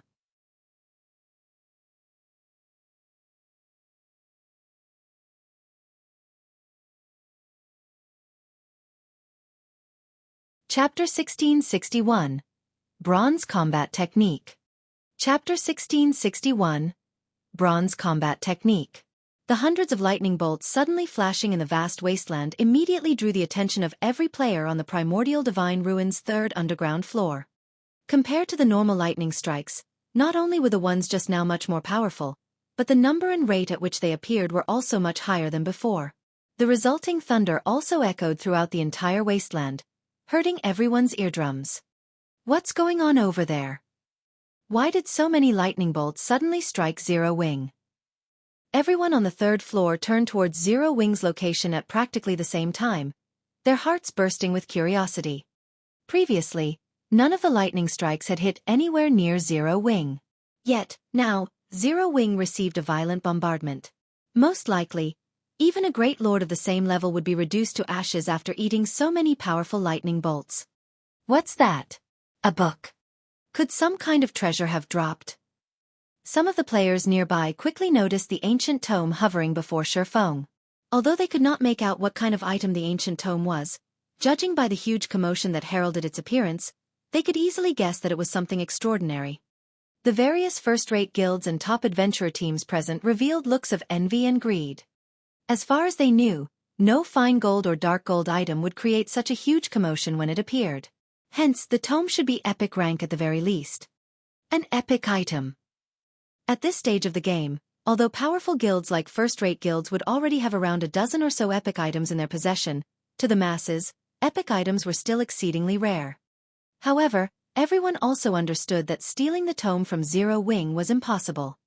Setting aside how powerful Zero Wing's team was, even reaching Zero Wing's location would be a massive challenge for them.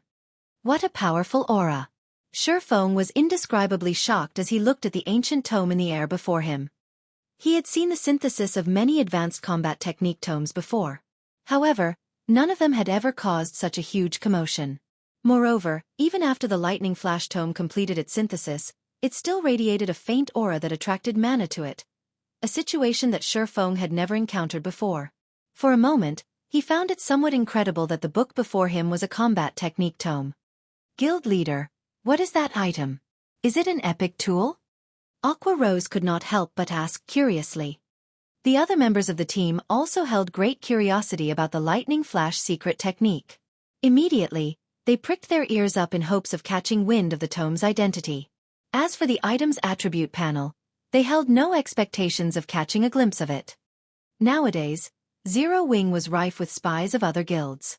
Meanwhile, in regard to the epic items the guild possessed, they were generally considered a secret. After all, epic items served as the foundation of a guild. If used at a critical moment, they could achieve miraculous effects. Naturally, the guild wouldn't reveal such an important secret unless necessary. Hence, the members of the team did not hope to find out the exact details of the tome. They only wished to know what kind of item it was. No. Xueqi shook his head. Smiling, he said, "This is a combat technique." A combat technique? Aqua Rose could not help but narrow her eyes at Xueqi skeptically. She suspected that Xueqi was simply messing around with her. What kind of combat technique could cause such a huge commotion? Even a secret technique tablet would not create such a commotion when it dropped. Xueqi's words stunned everyone. Although they refused to believe Xueqi, they all knew what kind of personality he had. He would never lie about something like this. Moreover, if he did not wish for them to know what the tome was, he could simply say that it was a guild secret. In that case, they naturally would not pursue the matter. Yet, everyone also found it unbelievable that a combat technique could cause such a huge commotion. Of course. Moreover, it isn't just any ordinary combat technique, Xueqi said, a hint of excitement in his voice. This is a bronze combat technique with a complete legacy. Advanced combat techniques was something that countless expert players wished to learn. Even the various superpowers only possessed a few.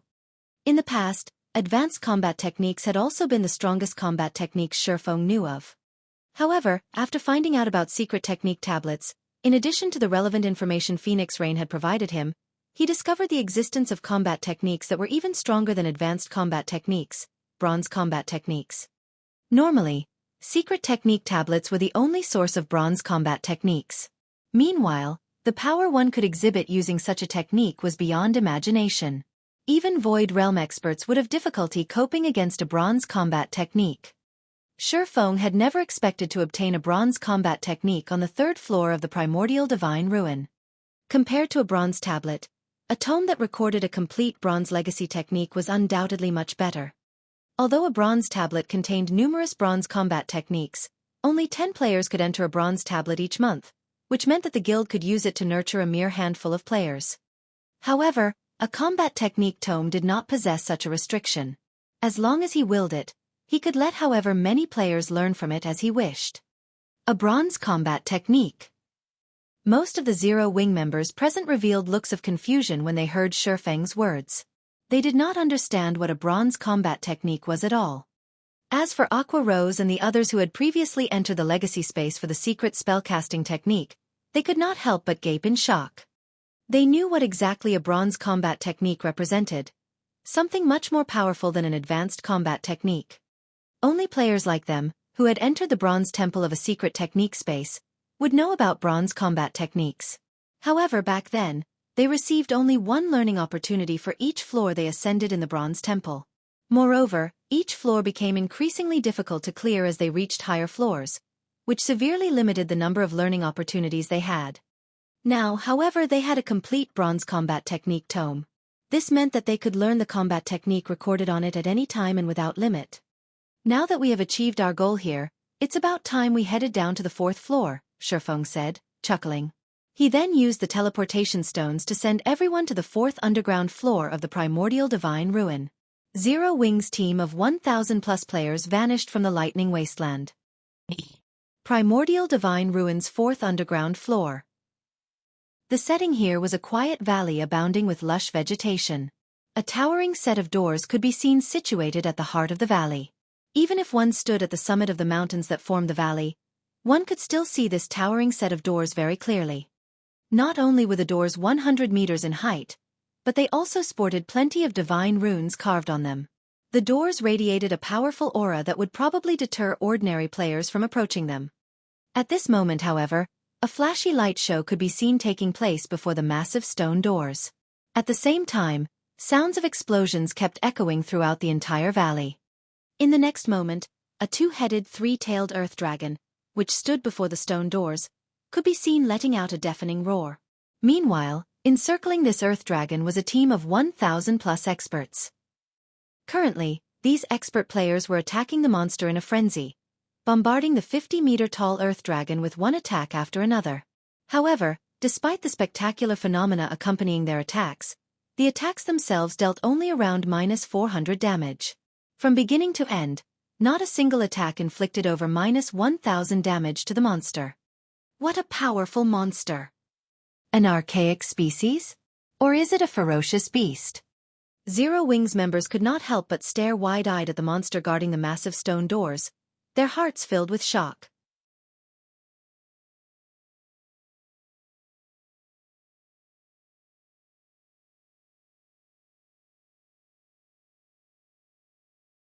Chapter 1662. Edgeless Blade. An Earth Dragon. Xueqi could not help but be astonished as he looked at the 50-meter-tall monster standing inside the valley. Frost Flame Two-Headed Earth Dragon, Archaic Species, Inferior Dragon, Grand Lord. Level 58. HP 270, 000, 000/270, 000, 000. Compared to other archaic species of similar rank and level, the Frost Flame Two-Headed Earth Dragon was clearly stronger. Its HP already rivaled that of mythic monsters of the same level. It did not look like a Grand Lord at all. Moreover, aside from the Earth Dragon having superb defense, the battlefield it fought in was surrounded by pools of scorching lava. From time to time, jets of lava would shoot up and rain down on random locations of the battlefield. Even MTs would be able to endure a direct hit from the lava only 3 or 4 times. Should they successfully block the lava rain, the durability of their weapons and equipment would decrease significantly. In addition to the lava rain, the Earth Dragon itself attacked with its 3 tails and spewed out frost or flame breaths frequently. As a result, the expert players of the superpowers currently raiding the boss turned into streaks of light and disappeared from the battlefield one after another. In less than 10 minutes, the team made up of 1,000+ experts was annihilated. By the time the battle was over, the entire area before the massive stone doors had transformed into a world of flames and frost, the scene both mesmerizing and shocking. At this point, the spectating members of the various superpowers wore somber expressions on their faces as they looked at the Earth Dragon looming over them arrogantly before the stone doors. The Earth Dragon's defense and HP were both ridiculously high. In addition, players raiding the Earth Dragon had to keep an eye out for the lava that would rain down from the sky. However, after Xueqi and the others arrived inside the valley, the various superpowers all shifted their sights towards them. When these superpowers saw Xueqi's group moving past them, heading straight towards the Frost Flame Two-Headed Earth Dragon, none of them displayed any hostility. They simply watched quietly as Zero Wing's team approached the boss. Although there was only one boss on the entire 4th floor, they were not in a hurry to fight it at all. The reason for this was their confidence in the Earth Dragon's strength. The task of killing the Earth Dragon was no longer something a single superpower or large guild could achieve. Multiple superpowers would need to cooperate to deal with the boss. They couldn't possibly intend to take on the boss on their first visit, right? Wild Ocean could not help but laugh in ridicule when he saw Zero Wing's team showing signs of wanting to raid the Earth Dragon. The team that tried raiding the Earth Dragon just now consisted of the strongest experts of 2 superpowers. In the end, however, they were still no match for the boss. The Earth Dragon itself was already a massive challenge to players. The lava rain launched at random intervals from the surrounding lava pools only served to further increase the demands on players' combat standards. Meanwhile, the standard of Zero Wing's members was significantly inferior to that of the members of the various superpowers. Of course, it would be a different story if Zero Wing could replicate its feat on the 3rd floor and prevent the lava attacks from occurring entirely. However, how could such a thing happen time after time? It's better for us if they try. Once they realize where the difficulties of the raid lie, we'll have an easier time negotiating conditions for cooperation with them later on, Broken City said, chuckling nonchalantly. Though, I do wonder how much of the boss's HP Zero Wing will be able to shave off. Zero Wing was behaving similarly to how the Sacred Temple and Crimson Emperor had before. Although both guilds had known that the boss was not easy to deal with, as this was their first time raiding the Primordial Divine Ruin, they had felt that they should have no problem taking down the boss if they worked together. In the end, however, their combined forces got annihilated before they could even get the boss's HP below the 80% threshold. Now, the upper echelons of both guilds were wearing exceedingly ugly expressions on their faces. Even the combined forces of the Sacred Temple and Crimson Emperor managed to lower the boss's HP only to 81%. I'm guessing Zero Wing will have trouble taking away even 5% of the boss's HP. Just the first 2 lava showers will most likely wipe out over 80% of Zero Wing's members. With the remaining members, they would be fortunate if their overall DPS exceeds the boss's battle recovery, Praying Lotus said, shaking her head in disapproval as she looked at Zero Wing's team. Although Zero Wing's previous performances had indeed exceeded expectations, the guild's deficient foundation would be its downfall on this floor.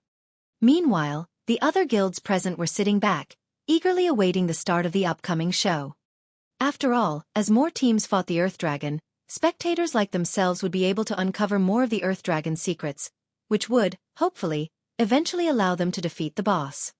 Uncle Yuan, how far do you think Zero Wing will be able to go? Purple Jade asked curiously as she looked at Xueqi, who stood in the middle of Zero Wing's team. Other guilds might not have a clear idea of Zero Wing's strength, but the secret pavilion was well informed on matters regarding God's domain. They were quite aware that, when Phoenix Rain's Phoenix Pavilion and Zero Wing obtained the first clear of the Sunset Forest, Zero Wing had played an indispensable role in the raid. I'm not sure. Maybe they'll shave off around 20% of the boss's HP. Hopefully, they can get the boss to enter its second phase.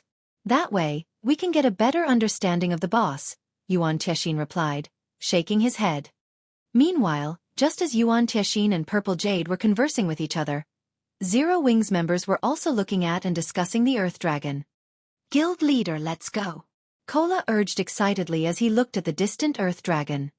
Truthfully, dealing with the bosses on the third floor had not posed a challenge to him whatsoever. He had not been able to fully exhibit the Titan Guard's capabilities when going up against those bosses. Now that the Frost Flame two-headed Earth Dragon was before him, he was very eager to use it as a sparring partner to improve himself. Guild leader, why not let me be the lead MT this time? Turtle Dove eagerly recommended herself. At this moment, Kola and the other MTs weren't the only ones itching for action. Fire Dance, Shadow Sword, and the other DPS of the team were also bursting with fighting spirit. As long as Xueqi gave the command, they would immediately charge at the Earth Dragon without hesitation. Hold on a moment. Shadow, take this weapon and use it for this raid, Xueqi said after pondering for some time.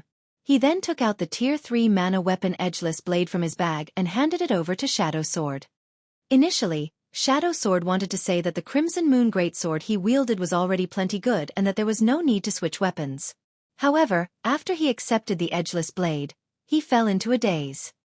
Although he had yet to equip the weapon, the instant he took it into his hands, he could feel immense power surging into his body. At the same time, his mind also gained greater clarity. Shadow Sword immediately inspected the attributes of the Edgeless blade. What is this weapon? Shadow Sword muttered blankly as he looked at the Edgeless blade's attribute panel.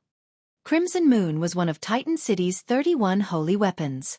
At this point, he had already upgraded the weapon to Dark Gold rank, and its attributes were significantly superior to even ordinary Dark Gold weapons. In the future, he could even raise it to Epic rank. However, compared to the Edgeless blade he was currently holding, Crimson Moon was no different from an iron rod. He found it truly hard to imagine that such a powerful weapon could exist at this stage of the game. Moreover, even if he eventually upgraded Crimson Moon to Epic rank, he did not think that it would be a match for the Edgeless blade. The reason for this evaluation was the sensation he got when he held the Edgeless blade. It felt as if he had just activated a berserk skill. Just equipping the weapon had increased his strength by 40%. Moreover, the Edgeless blade's attack power was directly correlated to his strength attribute. Overall, the Edgeless blade's attack power was 50% higher than Crimson Moon's. In response to Shadow Sword's reaction, Xueqi dispensed with explanations. He commanded through the team chat, "All right, everyone get ready. Kola, Turtle Dove, and Yi Wumian will be responsible for tanking the boss. Everyone else, pay attention to your positioning. Make sure not to stand near the Earth Dragon's heads and tails. If nobody has any problem, let's begin." As soon as Xueqi was done speaking, Zero Wing's members charged into the Frost Flame two-headed Earth Dragon sphere of influence like a frenzied mob.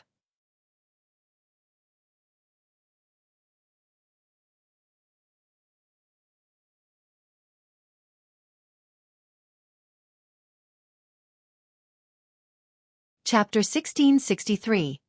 Tier 3 Power. Chapter 1663. Tier 3 Power. The Frost Flame two-headed Earth Dragon laid before the massive stone doors with all of its eyes shut. As the Earth Dragon breathed, the area before its heads turned into a hell of frost and fire. When Kola, Turtle Dove, and Yi Wumian got within 300 yards of the Earth Dragon, it stirred. When its two sets of amber eyes fell on the MT trio, it released a deafening roar that echoed throughout the valley. A horrific pressure washed over Zero Wing's approaching members, instilling a sense of dread and turning their movements sluggish. Ha ha ha! They're really doing it! And they're charging in as one mindlessly instead of sending a few experts to test the waters. What a bunch of brave fools. Wild Ocean laughed when he saw the ugly expressions that Zero Wings members wore. He knew just how powerful the Earth Dragon was. After all, he had already fought the boss more than once. One could only understand the Earth Dragon's strength if they had experienced it personally. From what he had learned, he knew that ordinary Grand Lord-ranked archaic species couldn't compare to this Earth Dragon. The boss had even easily overwhelmed a Tier 2 shield warrior like himself. Although the Earth Dragon seemed like a single entity, it should actually be treated as an amalgamation of three. This was because its two heads were capable of acting independently. Although all three tails normally moved in unison, they moved as though they had minds of their own. They could sense and attack targets that the two heads couldn't see. The Earth Dragon also possessed tremendous strength. Even when it was suppressed by a magic array, a single attack forced a Tier 2 metric tons to retreat several steps and take over -20,000 damage. This was after he had executed a technique to deflect most of the attack's power. If he simply blocked the Earth Dragon's attacks normally, he would take over -30,000 damage from its normal attacks.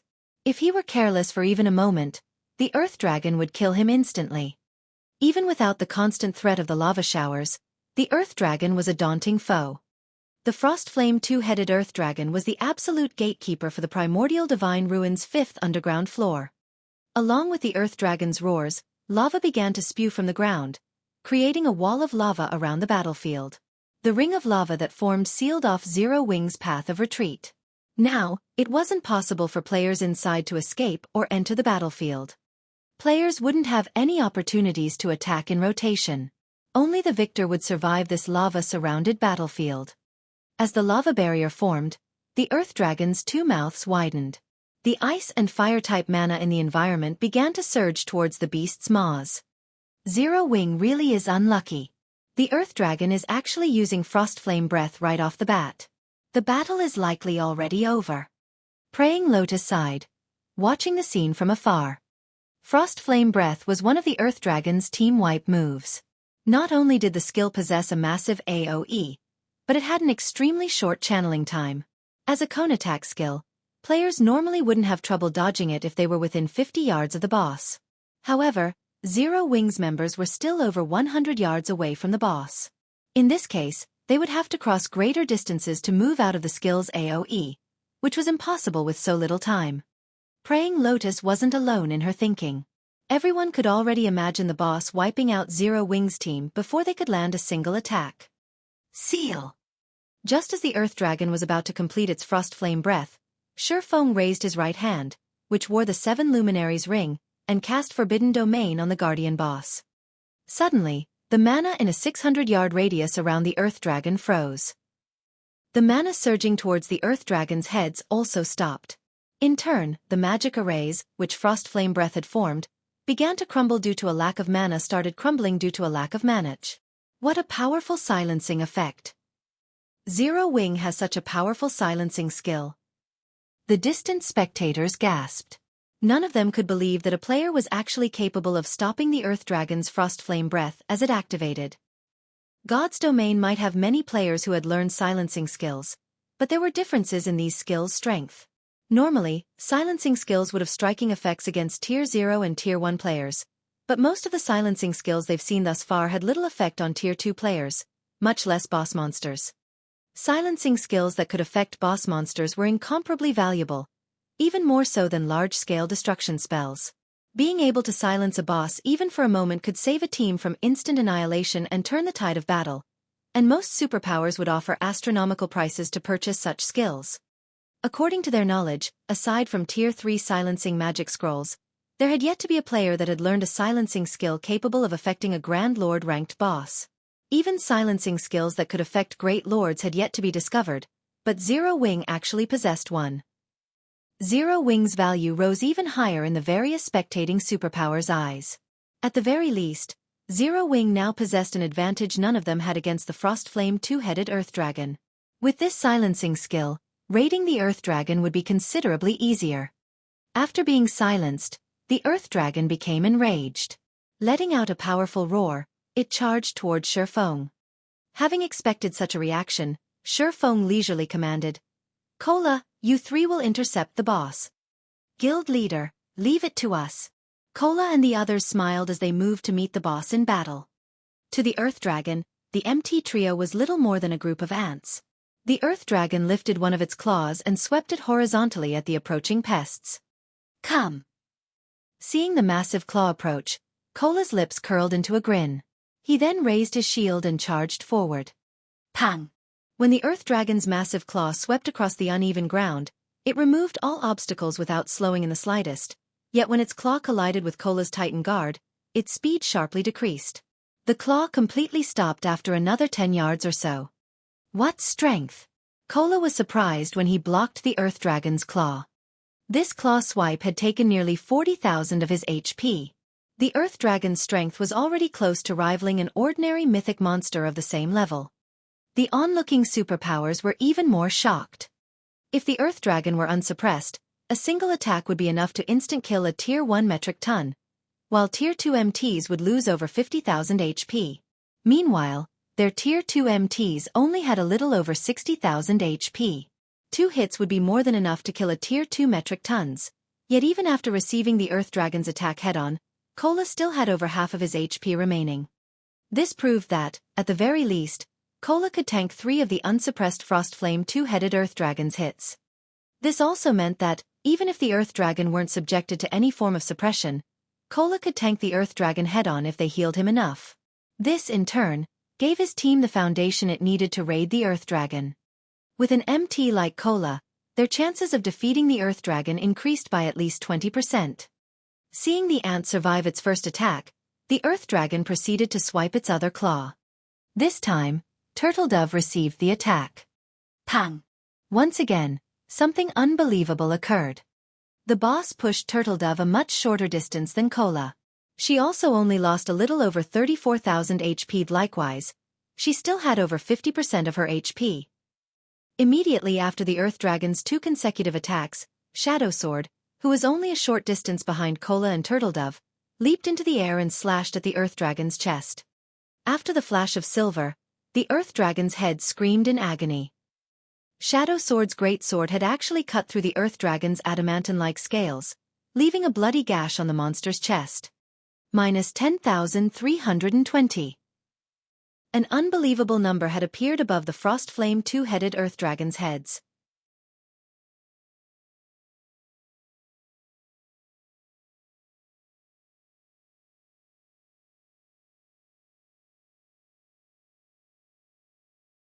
Chapter 1664. Frightening Team. Over 10,000 damage. How is that possible? I'm not seeing things right. How is his damage so high? Is he wearing a full set of epic equipment? The crowd couldn't tear their eyes off of Shadow Sword, shock and curiosity overwhelming their minds. In fact, many of them wanted to rush over and demand to know what Zero Wing had done to allow a player to deal over minus 10,000 damage to the Frostflame 2-headed Earth Dragon. The majority of their members' attacks had only dealt damage in the hundreds. Only their Tier 2 players had dealt more than that thanks to their superior attributes. Even so, their normal attacks only dealt around minus 3,000 damage each, yet Shadow Sword had dealt over minus 10,000 with a normal attack. Even if Shadow Sword were a Tier 2 Berserker, there should be no way his damage should surpass their Tier 2 members by such a large margin. The only reason they could think of was that the Berserker must have a full set of epic equipment, but even then, such a thing was unrealistic. How valuable was epic equipment? Players would need over 10 pieces to be fully geared in epic-ranked equipment. Most of God's Domain's large guilds didn't even have that many pieces. Even super guilds could only afford to equip their strongest members with 4 or 5 pieces for maximum efficiency. They refused to believe that Zero Wing had the capability or generosity to gear a single player in 10 or more pieces of epic equipment. Guild leader, what kind of weapon did you give Shadow? Its attack power is amazing. Aqua Rose and Zero Wing's other Tier 2 players could not help but ask Xueqi after seeing Shadow Sword's shocking damage. They knew very clearly what kind of equipment Shadow Sword wore, and they knew that none of them could deal over minus 10,000 damage to this Guardian boss, especially not with a normal attack. The only explanation for Shadow Sword's unexpected performance had to be the weapon Xueqi had given him before the raid. However, they found it hard to imagine that changing weapons would offer such a massive boost. Even if the Great Sword were an epic weapon, The Berserker shouldn't be capable of so much damage. After all, the various superpowers had armed their Tier 2 DPS experts with epic weapons as well.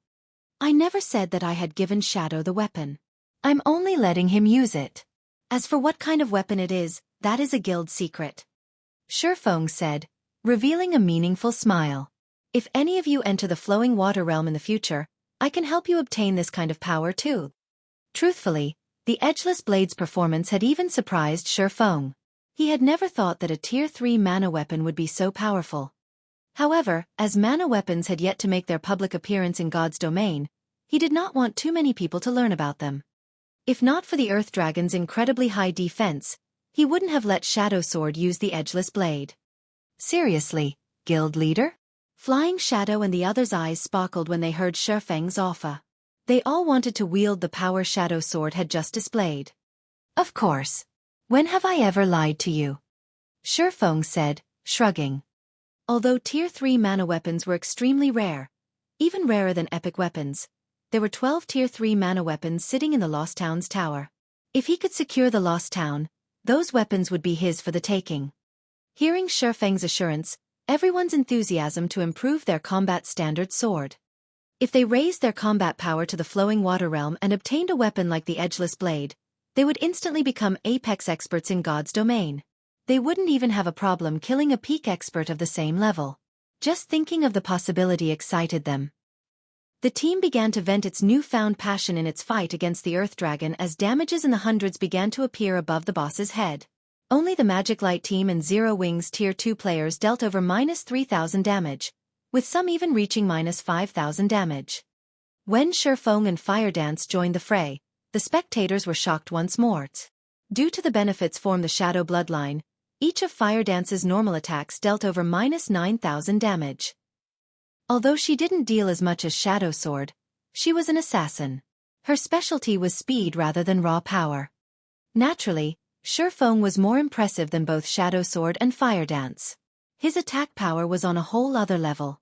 His normal attacks alone dealt over -12,000 damage, while his skills easily dealt between -30,000 to -50,000 damage. He was practically a humanoid great lord. As they attacked, Xueqi sent 9 magical class players to approach the Earth Dragon and use the 9-star Polar Domain magic array to suppress the boss. Although the Earth Dragon had extraordinary strength, at the end of the day, it was only a Grand Lord. Its resistance wasn't on par with mythic monsters. Hence, the intermediate magic array still suppressed the Earth Dragon's attributes by 15%. Following which, Xueqi spent 5,000 magic crystals to activate World Projection, suppressing the boss even further. This caused the Earth Dragon's basic attributes to fall to 70% of their original values. Its maximum HP decreased to 189 million as well. Xueqi had no intention of using Disintegration Field as the skill didn't differentiate friend from foe. Aside from himself, everyone within range would be subjected to the Disintegration Field suppression. Right now, his team had to attack while focusing on their positioning and the lower showers. If he used Disintegration Field, the Earth Dragon wouldn't be the one to suffer. Zero Wings members would. Fortunately, the 30% decrease to the Earth Dragon's basic attributes relieved some of the pressure on Cola and the other 2 MTs. Even when they didn't use special techniques to block the boss's normal attacks, they received less than -20,000 from each hit. This damage wasn't nearly enough to threaten their lives. To increase the team's overall DPS, Xueqi had ordered some of the weaker experts to activate their berserk skills instead of holding back.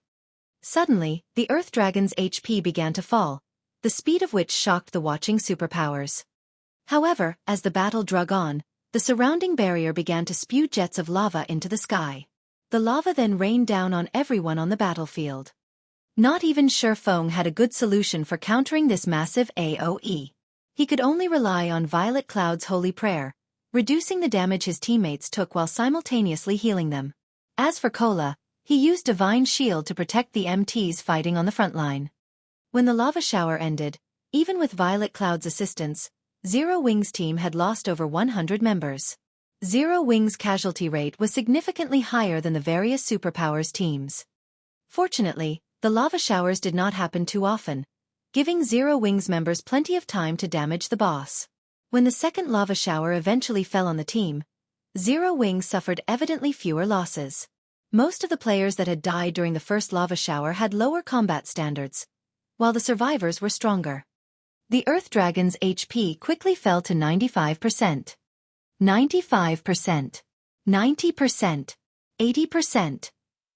When the Earth Dragon entered its second phase, it ceased its claw attacks. Instead, it began to execute AoE breath attacks, though they weren't as powerful as its Frost Flame breath. Even so, each attack dealt considerable amounts of damage. When Kola tried to take a hit with his shield, he had instantly lost over 30,000 HP. The change in attack pattern also forced Zero Wing's members to run constantly, evading the boss's AoE attacks. This development instantly reduced the team's overall DPS. However, Xueqi still had the situation in hand. Roughly 6 minutes after the battle had begun, the Earth Dragon's HP fell to 30%. At this point, Zero Wing's team only had 300 members left alive. Everyone else had either died to the breath attacks or the lava showers. The boss is entering its third phase. Whoever has a berserk skill, use it now. Xueqi hurriedly shouted when he saw the Earth Dragon's HP fall to 30%. Hearing Xueqi's command, Kola and the other MTs activated Power of Darkness, no longer holding back and skyrocketing their attributes. Meanwhile, the Frost Flame two-headed Earth Dragon released a deafening roar, and the surrounding ice and fire-type mana concentrated around it. The Earth Dragon swiped one of its claws at Kola, Turtledove, and Yi Wumian. Despite the boost to the MT trio's basic attributes, the attack shoved them back by over a dozen yards. They had nearly lost their footing from the devastating impact. Each of them had lost over 50,000 HP on the spot. Had they failed to activate their berserk skills in time, they would have died instantly. Quick! The boss's defense has weakened. Attack it with everything you've got. When Xueqi realized that the Earth Dragon had entered its berserk and saw that his attacks now dealt over -16,000 damage, he ordered his team to go all out. With the decrease to the boss's defense, Xueqi stopped holding back himself as he activated Heavenly Dragon's power. All of a sudden, the Earth Dragon's HP began to fall much faster. Meanwhile, the less HP the Earth Dragon had remaining, the stronger its retaliation became. From time to time, it randomly targeted a player with its tails and breaths. Although Kola and the others continued to use taunt skills to hold the boss's aggro, all their efforts were futile. 25%. 15%. 5%. When the Earth Dragon only had 3% HP remaining, fewer than 100 Zero Wing members stood on the battlefield. The situation looked dire for Zero Wing. Meanwhile, the Earth Dragon used its breath and claw attacks more often, forcing the MT trio to activate their life-saving skills and focus on defense. They no longer dared to spare energy to deal damage. Die! Xueqi activated Divine Providence as he charged up to the Earth Dragon. He then activated the Tier 2 Flame Burst and brandished his swords at the Grand Lord. Dazzling sword lights illuminated the battlefield. Every time these lights flashed, a scorch mark would appear on the Earth Dragon's body. Out of the 16 slashes Xueqi had executed, the weakest had dealt over -200,000 damage. In the blink of an eye, he had eliminated the final strand of the boss's HP. The Frost Flame two-headed Earth Dragon then unwillingly collapsed to the burned earth.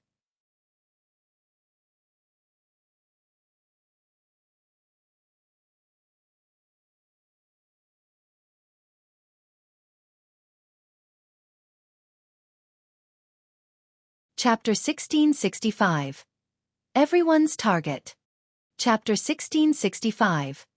Everyone's Target. When the Frost Flame two-headed Earth Dragon collapsed, the ground shook under its massive weight, and the 50-plus survivors nearly lost their footing as the earth trembled.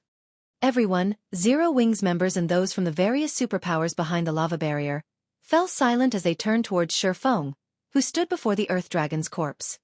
The Grand Lord's blood had dyed Xueqi's armor, which was damaged in multiple places. The swordsman was visibly exhausted, yet despite that, he seemed massive in the spectators' eyes. Every player watching felt as if they gazed upon a hero of legend. It's dead. Zero Wing actually slew the Earth Dragon. This is a trick, right? They actually managed to defeat the boss? No one could bring themselves to believe their eyes. Even the superpowers had been utterly helpless against the Earth Dragon on their own. They likely would have had to pull their forces to defeat the boss. Yet Zero Wing's team had accomplished the feat on its own. Immediately, the sound of a system notification reached everyone's ears. System. Congratulations to Team Zero Wing for being the first to kill the Frostflame two-headed Earth Dragon. Rewarding 3 fifth-floor teleportation stones and 10 humanity reputation points. With this system notification, even those who refused to believe that Zero Wing had succeeded had no choice but to accept it as fact. Is this why Phoenix Rain has such great faith in Zero Wing? Yuan Tiexian fell into deep thought as he stared at Shifeng's back. Zero Wing, huh? King's Return's Broken City could not help but watch Shifeng closely as well. The guild is actually far more powerful than the rumors made it out to be. It seems that our subordinates will have to pay much closer attention to the guild. Suddenly, the various superpowers' attitudes towards Zero Wing changed. Now, rather than treat Zero Wing like some insignificant power, they had to view the guild as a competitor. Meanwhile, Shifeng remained ignorant of the attention he received from the various superpowers. He only had eyes for the items that had dropped before him. Normally, a team would be incredibly lucky if a Grand Lord-ranked archaic species dropped several dozen items. Yet the Earth Dragon had dropped over 100. The size of the bounty had far exceeded Shifeng's expectations. Seeing this, the spectating superpowers' eyes became bloodshot. In fact, many of them wanted to charge forward and steal the loot. Needless to say, the first kill of such a powerful archaic species would definitely grant extremely bountiful loot. Such loot could elevate their respective team's strength to a whole new level. Unfortunately, none of them could act on their desires with the lava barrier between them and the items. They could only watch helplessly as Shifeng collected one item after another. Meanwhile, Shifeng went into a frenzy, snatching up every item. At the same time, he instructed the team's healers to resurrect their dead. Although the lava barrier stood between them and the various superpowers, it had begun to fade after the Earth Dragon's death. At the rate it disappeared, the barrier would only last a few more minutes. Meanwhile, the rule for boss loot in the outside world also applied in the Primordial Divine Ruin. Even if players successfully killed a boss and obtained its loot, the items would drop if other players killed them within the first 2 hours. There were multiple teams from the various superpowers waiting outside of the lava barrier, and their experts weren't ordinary. If all of these experts attacked, they could very easily annihilate Zero Wing's players. Hence, he needed to collect the loot and leave before the barrier vanished. Zero Wing's members quickly realized their situation, and the team's healers rushed to resurrect their fallen companions. Sure enough, the lava barrier completely disappeared around 4 minutes after the Earth Dragon's death, but before the various superpowers could take action, Shifeng used the 8 teleportation stones, 5 from the boss and 3 from the system reward. Instantly, Zero Wing's 800 living members transformed into streaks of light that faded into the massive stone doors. They sure ran quickly. Wild Ocean was slightly disappointed to see Zero Wing's members vanish.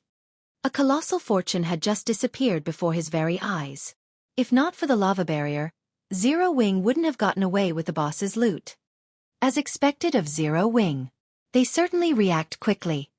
Yuan Tiexian chuckled.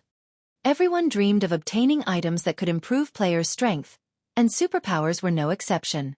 Even though Zero Wing had proven to them all that its combat power and growth potential was extraordinary, that would do little to deter them from attacking. Uncle Yuan, what should we do? With the boss dead, we won't be able to move on to the 5th floor, Purple Jade said. She felt a slight headache brew as she gazed at the empty battlefield. Although the 4th underground floor had plenty of monsters, only the Frostflame two-headed Earth Dragon dropped teleportation stones. Since the only Earth Dragon on the 4th floor had just died, other players had no way of proceeding to the next floor. Don't worry. The Earth Dragon is both the guardian boss and the only monster that drops the teleportation stones. It should respawn shortly. However, even if we kill it, we won't get as much loot as Zero Wing, Yuan Tiexian said, a hint of envy flashing in his eyes as he stared at the massive set of stone doors, which Zero Wing's members had disappeared into. News that Zero Wing had secured the first kill of the 4th floor's guardian boss quickly spread past the Primordial Divine Ruin, causing a commotion among the powers interested in the Orc Empire.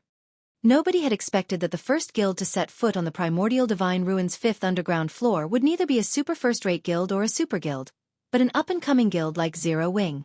For a time, A significant number of guilds and adventurer teams became interested in cooperating with the guild. Although they weren't strong enough to reach the 5th floor and subsequently, Primordial City on their own, they could hire Zero Wing to carry some of their members. They might be able to learn all sorts of combat techniques from the guild, as well. As for purchasing these services from the various superpowers, they had no hope of such a thing. They had nothing the various superpowers wanted, but Zero Wing was a different story.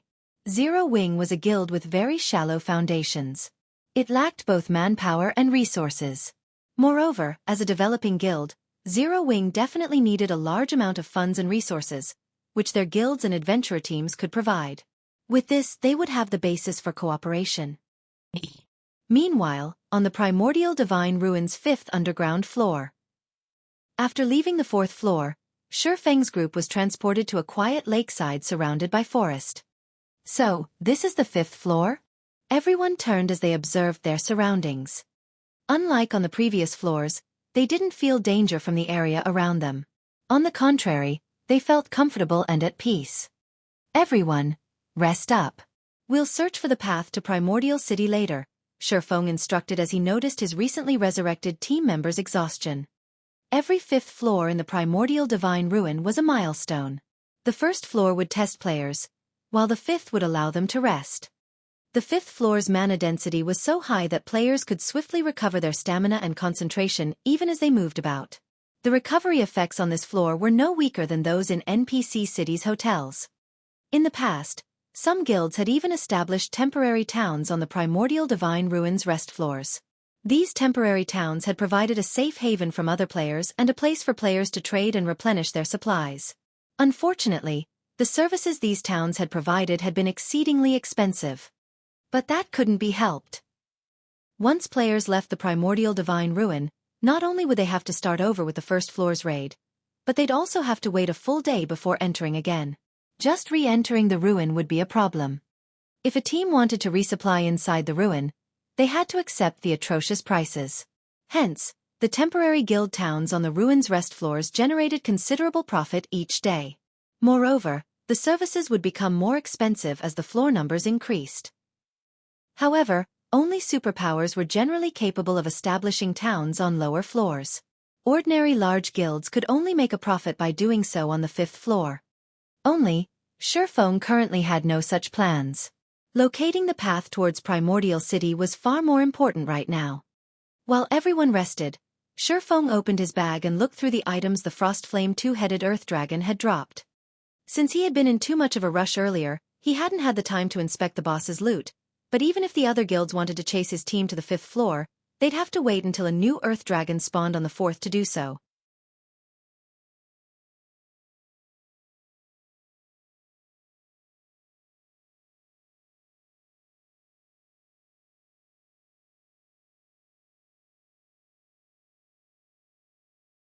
Chapter 1666. Insane Loot. Chapter 1666. Insane Loot. The Frostflame two-headed Earth Dragon had dropped over 100 items. Although the majority consisted of materials and magic crystals, 8 weapons and pieces of equipment had dropped. The reward for first kill is quite surprising. Xueqi could not help but grow a little excited after appraising the weapons and equipment.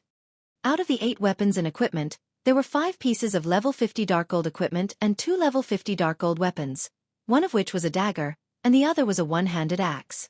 The weapons were top tier even among dark gold weapons, good enough to tempt super guilds' peak experts. Although the various large guilds' experts had already reached level 50, most of them were stuck with level 45 weapons. Take the various superpowers that had entered the Primordial Divine Ruin alongside Zero Wing, for example. Those superpowers refinement realm experts would be fortunate to wield a level 50 fine gold weapon. Unfortunately, most were stuck with level 45 dark gold weapons, which had both lower basic attributes and attack power than level 50 fine gold weapons. Surprisingly, the 5 pieces of dark gold equipment that had dropped were pieces of the Berserker class's Mad Gale set and the Elementalist class's Frostflame set. 2 of the 5 pieces were the Mad Gale set's gloves and boots, and the remaining 3 pieces were the Frostflame's hat, gloves, and boots. Level 50 dark gold set equipment was only inferior to epic equipment. Players could use the equipment until they were level 59 before it would go out of date. Moreover, Class-specific set equipment was generally specialized for its class. Take the 6-piece Mad Gale set, for example. Its 2-piece set effect increased the wearer's movement speed and attack speed by 15%, which made up for the Berserker class's lack of speed. The Frost Flame set was also a 6-piece set, and its 2-piece set effect increased Elementalist's E-cast range by 10%.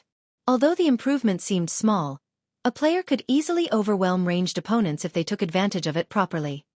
If he could complete both sets, he could even fetch 10,000 for them. However, the 7 items were nothing compared to the value of the last piece of equipment. Frost Flame Ring, Epic Rank. Level 50. Level 100. Equipment requirement: Strength 500, Agility 400, Intelligence 1000. Strength plus 55, Agility plus 42, Endurance plus 45, Intelligence plus 74, Level 50. Ignore levels plus 12. Ice Resistance plus 15. Fire Resistance plus 15. Additional passive skill dash. Frost Flame Barrier. Creates a frost flame barrier around user. As long as the user is standing, the power of all ice and fire type spells increases by 20% and channeling time reduces by 10%. Additional active skill 1 dash. Frost Flame's Descent. Manipulate ice and fire type mana to deal 700% fire damage to targets in a 40-yard cone. Targets hit will have their movement speed reduced by 70% for 6 seconds. Cooldown: 3 minutes. Additional active skill 2 dash. Frost Flame Shield. Creates a protective shield that covers an area with a 15-yard radius.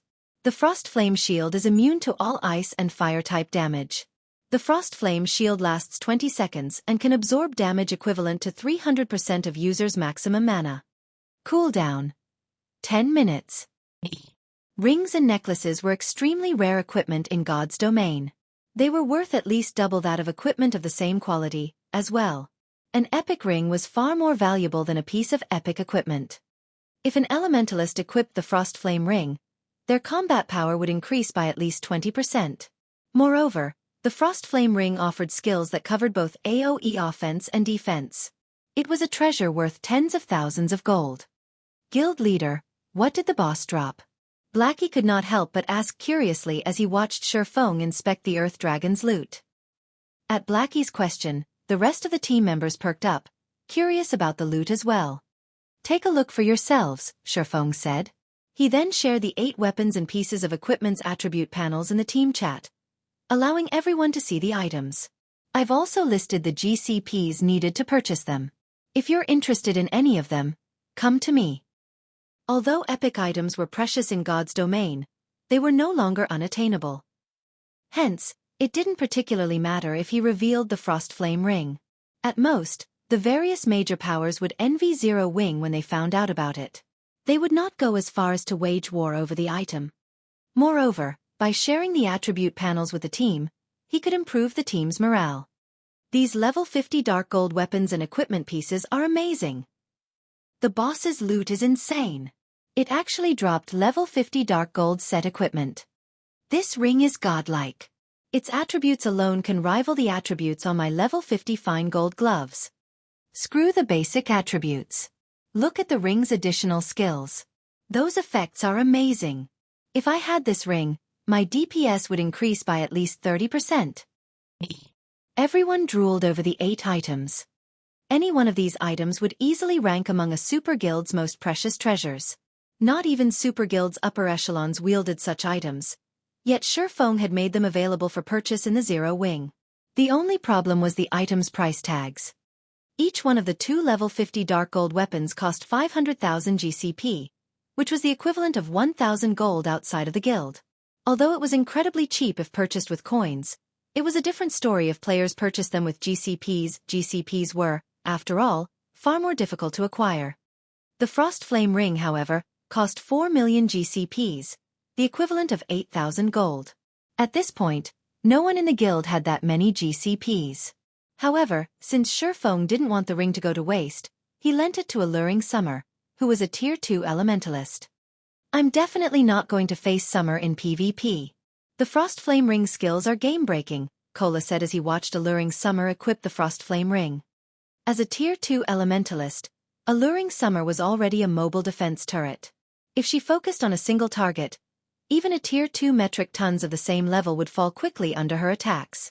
With the assistance of the Frost Flame Ring, Alluring Summer's firepower would rise to a whole new level. If she activated Frost Flame Shield, she would be able to cast her spells without worrying about incoming attacks for a short time. She could afford to cast powerful spells that had long channeling times even in a one-on-one fight. After dealing with the weapons and equipment, Xueqi didn't share any information on the other items the Earth Dragon had dropped. Weapons and equipment would only boost the strength of an individual player, but it was a different story for the two forging designs the Guardian boss had dropped. One of the forging designs was for the Giant Frost Axe, a level 50 fine gold two-handed axe, while the other was for the Scorching Sun Gloves, a set of level 50 dark gold plate gloves. If he allowed Cream Coco and the others to learn these designs, they could craft plenty of powerful weapons and equipment pieces for the guild. The two designs were exceedingly more valuable than the 7 dark gold items combined. Xueqi had also obtained a leaf of tattered parchment from the Earth Dragon. Although the words and images on the parchment had long since become indiscernible, it still radiated a faint trace of pressure. When Xueqi felt this pressure, he was shocked. After taking a closer look at this parchment, Xueqi was elated. The parchment was actually a hero's chapter. Moreover, unlike the hero's chapter he had obtained during a previous auction, this hero's chapter contained information on a particular hero and would summon said hero when used. It was even more valuable than a hero's chapter that summoned a random hero. The name of the hero recorded was also one that Xueqi was extremely familiar with. It was also a name that everybody in God's domain had known during his previous life, the Magic King, Craig Midlands.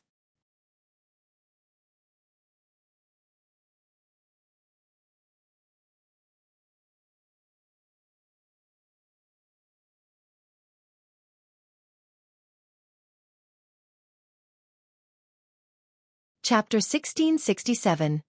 Magic King. The fact that the Earth Dragon had dropped a hero's chapter, let alone a hero chapter for Craig Midlands, had truly surprised Xueqi. In God's domain, there were 32 heroes that could only be summoned with specific heroes chapters. They were also the strongest heroes players could summon using the heroes chapters. In the past, these 32 heroes had been known as the 32 Pillars.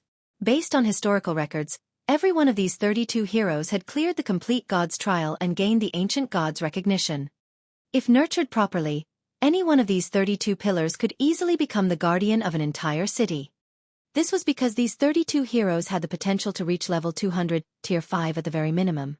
Moreover, because they were heroes, their basic attributes were higher than players of the same level and tier.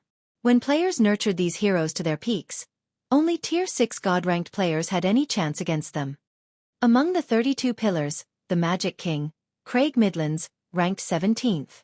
He had been a famous NPC in God's domain who had mastered the 6 major elements. No ordinary tier 5 NPC could compare to his strength. Craig Midlands had once fended off a siege that included 20 tier 5 players and successfully protected the city he had been tasked to guard. He had even killed 11 of the tier 5 experts.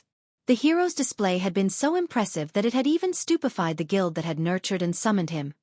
Nobody had expected the Magic King to be that powerful. Normally, even a tier 5 NPC would fall if 20 tier 5 players ganged up on him. Yet the Magic King had resisted and won. However, Craig's victory over the team of tier 5 players was not what that shocked the world the most. Rather, players had been astounded by the spells he had used. With his mastery over 6 major elements, not only did his attacks carry great destructive power, but his attack methods were also varied and complex. His attacks had basically no weaknesses. If a tier 5 player had tried to face him one-on-one, they would have been beaten to a pulp. Moreover, for every element Craig Midlands grasped, he could create one elemental doppelganger. Although each doppelganger only had 80% of Craig's attributes, they were far stronger than players of the same level and tier. In other words, trying to fight Craig Midlands was on par with fighting 7 tier 5 NPCs. With this, I'll have a capable protector for Zero Wing City. Xueqi clearly remembered that the guild that had acquired the Magic King, Craig Midlands in his previous life had only been a first-rate guild. Naturally, the guild had used Craig to protect its main city, and due to the NPC's presence, not even super first-rate and super guilds had dared to strike that city. If he used Craig to protect Zero Wing City, the city's defensibility would rise to an entirely new level. Shortly after Xueqi and the other Zero Wing members began their rest on the 5th floor, Melancholic Smile contacted him. Guild leader, what did you do in the Primordial Divine Ruin? Many large guilds have come to Candlelight to negotiate cooperation. Melancholic Smile asked inquisitively. As many as 8 first-rate guilds had approached Candlelight, seeking cooperation, not to mention the second- and third-rate guilds. Watching these guilds' upper echelons enter White River City's Candlelight trading firm with their entourages has been spectacular. The scene had also caused a huge commotion throughout the city. For a moment, she had even thought that these guilds had intended to attack the trading firm. It's nothing. We just got to the ruins' 5th floor before the other guilds, Xueqi said, chuckling. What kind of cooperation are they looking for? They're asking to purchase some of our guild's basic combat techniques and opportunities to learn advanced combat techniques. Though, slots to enter Primordial City are their main goal. They are willing to pay with magic crystals and top-tier weapons and equipment, Melancholic Smile said. The bounty war between Zero Wing and Heaven's Burial was still in full swing. As a result, Zero Wing burned through funds, weapons, and equipment each day. If Zero Wing could sell the services these large guilds requested for top-tier weapons and equipment, it would help the guild out a great deal. Unfortunately, this matter would have a massive impact on the guild, and she couldn't make the decision by herself. Their ideas sound quite solid. Xueqi began to ruminate on the matter. A moment later he said, all right, we will agree to their conditions. However, they can only offer payment with magic crystals. Moreover, we will only sell the opportunity to learn basic combat techniques. Each learning opportunity will cost 1,000 magic crystals. This condition isn't limited to these guilds, either. It will stand for all players. As for the guild's other requests, refuse them. Due to the appearance of the Primordial Divine Ruin, basic combat techniques had become more commonplace in God's domain. Even so, pitifully few first-rate guilds had secured any techniques from the ruin. The other guilds couldn't even make it inside.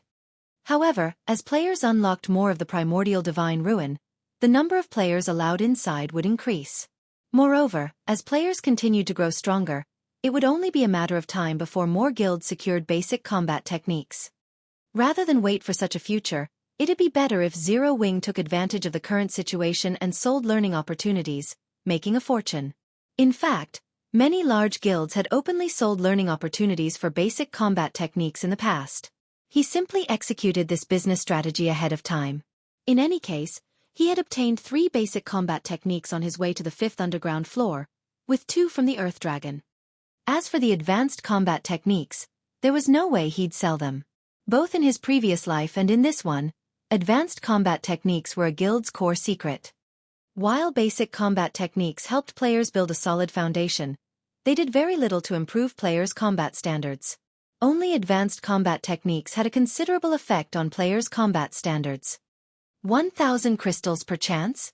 Isn't that price a little too high? Melancholic Smile asked awkwardly.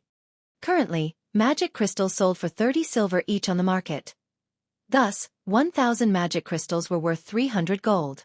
However, while the various guilds might accept a price of 300 gold, that wouldn't necessarily be the case for 1,000 magic crystals. Every large guild desperately needed magic crystals right now, and players wouldn't necessarily learn a combat technique in its entirety on the first attempt. It's fine. Just tell them. Whether or not they accept our price is up to them.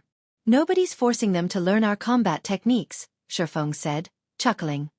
Although basic combat techniques were the weakest of the bunch, they weren't easily found. Players could not obtain one just because they wanted to. Despite the Primordial Divine Ruin activating some time ago, only a small number of basic combat techniques had dropped thus far. Moreover, different basic combat techniques offer different kinds of benefits. Some improved attack methods, some improved footwork, and so on. Just because a player had learned a basic combat technique, that did not mean that other techniques would be useless. On the contrary, the more basic combat techniques a player learned, the sturdier their foundation would become. With a strong foundation, players would have a much easier time learning advanced combat techniques. In fact, players may even be able to create their own basic or advanced combat technique. I'll relay the message to these guilds and announce it to the public, then, Melancholic Smile said. After giving the matter some thought, She saw the logic in Xueqi's decision. Other guilds still treated their basic combat techniques like family heirlooms. Even core members had to pay a significant amount of GCPs to learn the techniques. Since they had approached Zero Wing to purchase its family heirlooms, it was only natural that the guild demand a higher price. Moreover, there were many wealthy individuals among God's Domain's adventurer teams and independent experts. Generally, adventurer teams and independent experts had no opportunity to learn basic combat techniques, so they'd be more than willing to pay the price. After disconnecting his call with melancholic smile, Xueqi sent out a few scouts to explore the 5th floor. In less than 10 minutes, Xueqi received a report from one of the scouts. Guild leader, I found a gigantic magic array in the forest. There's also an NPC in the center of the array, a scouting assassin reported. An NPC? Send me your coordinates. Xueqi was instantly ecstatic. As far as he knew, there shouldn't be an NPCs on the Primordial Divine Ruins rest floors. Since one of his scouts had found one, that NPC must be related to Primordial City.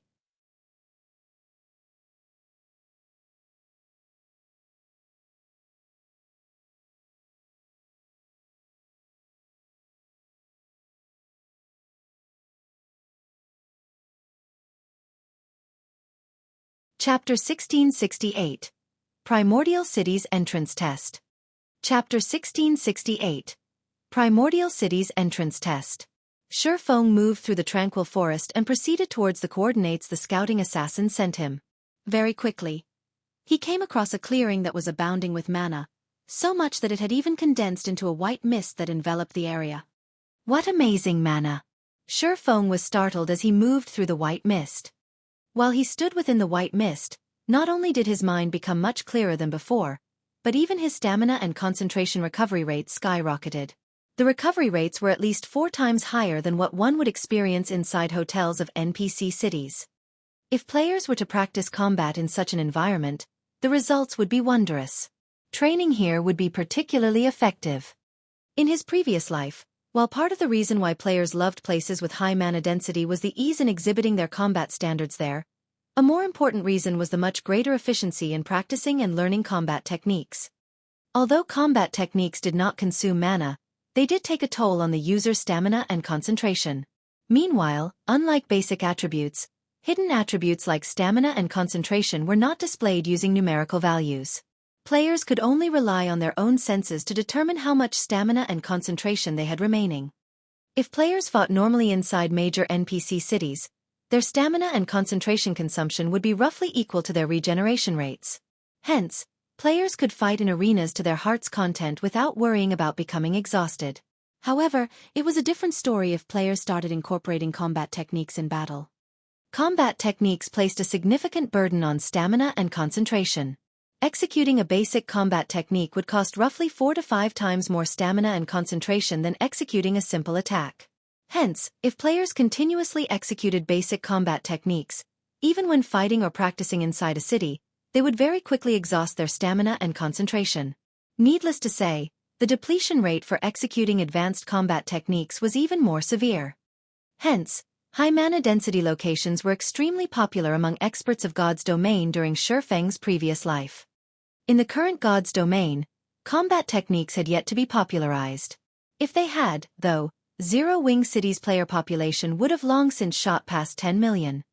This was also one of the reasons behind Xueqi's decision to sell basic combat techniques to the public right now. If only a small number of people are allowed to enter Primordial City, it won't be a bad idea to have the ones left out remain here to practice combat techniques.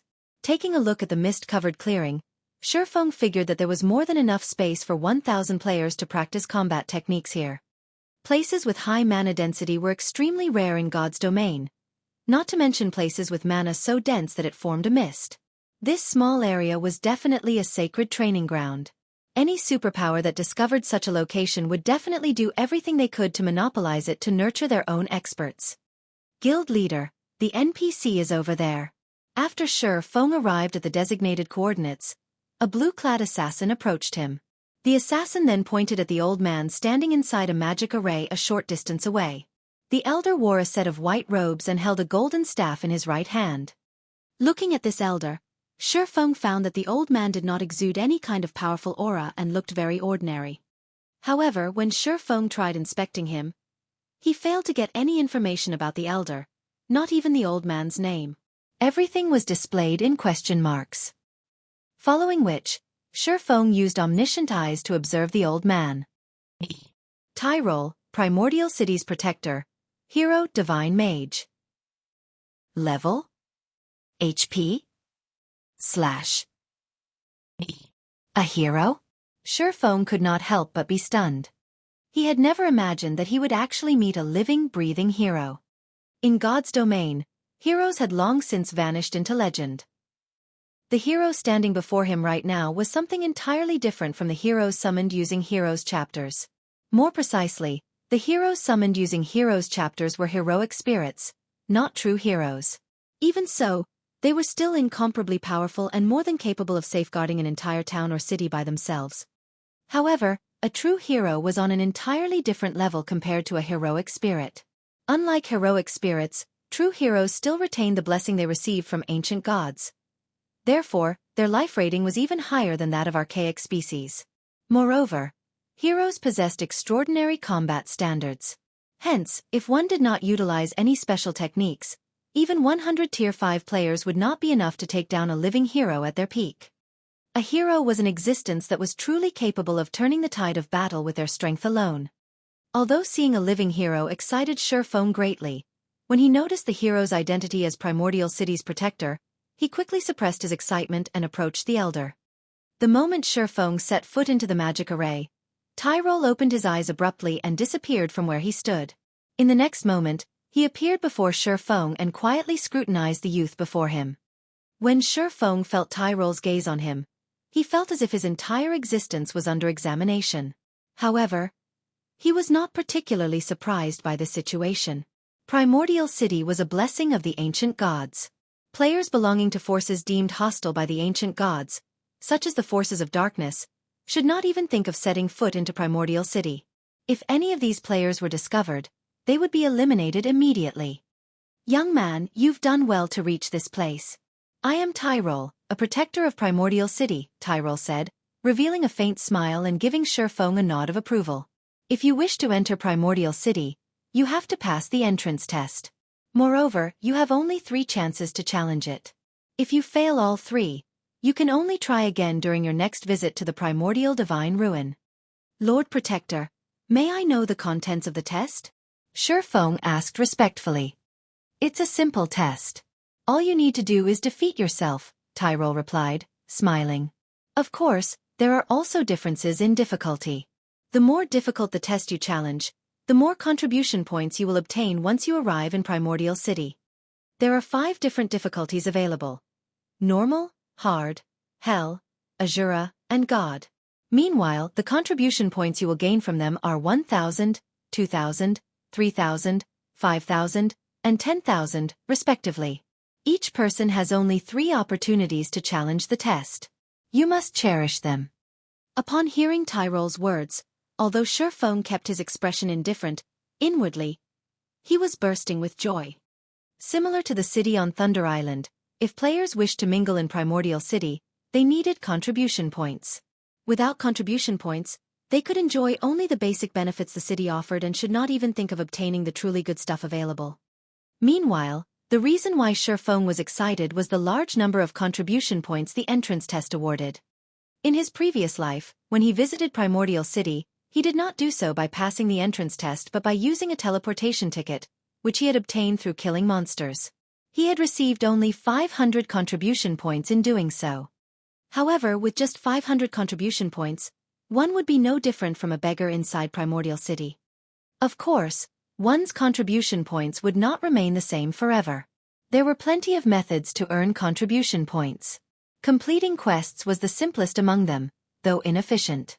Ordinary quests only granted around 2 to 5 points each, while high-ranking quests granted around 20 to 50 points each.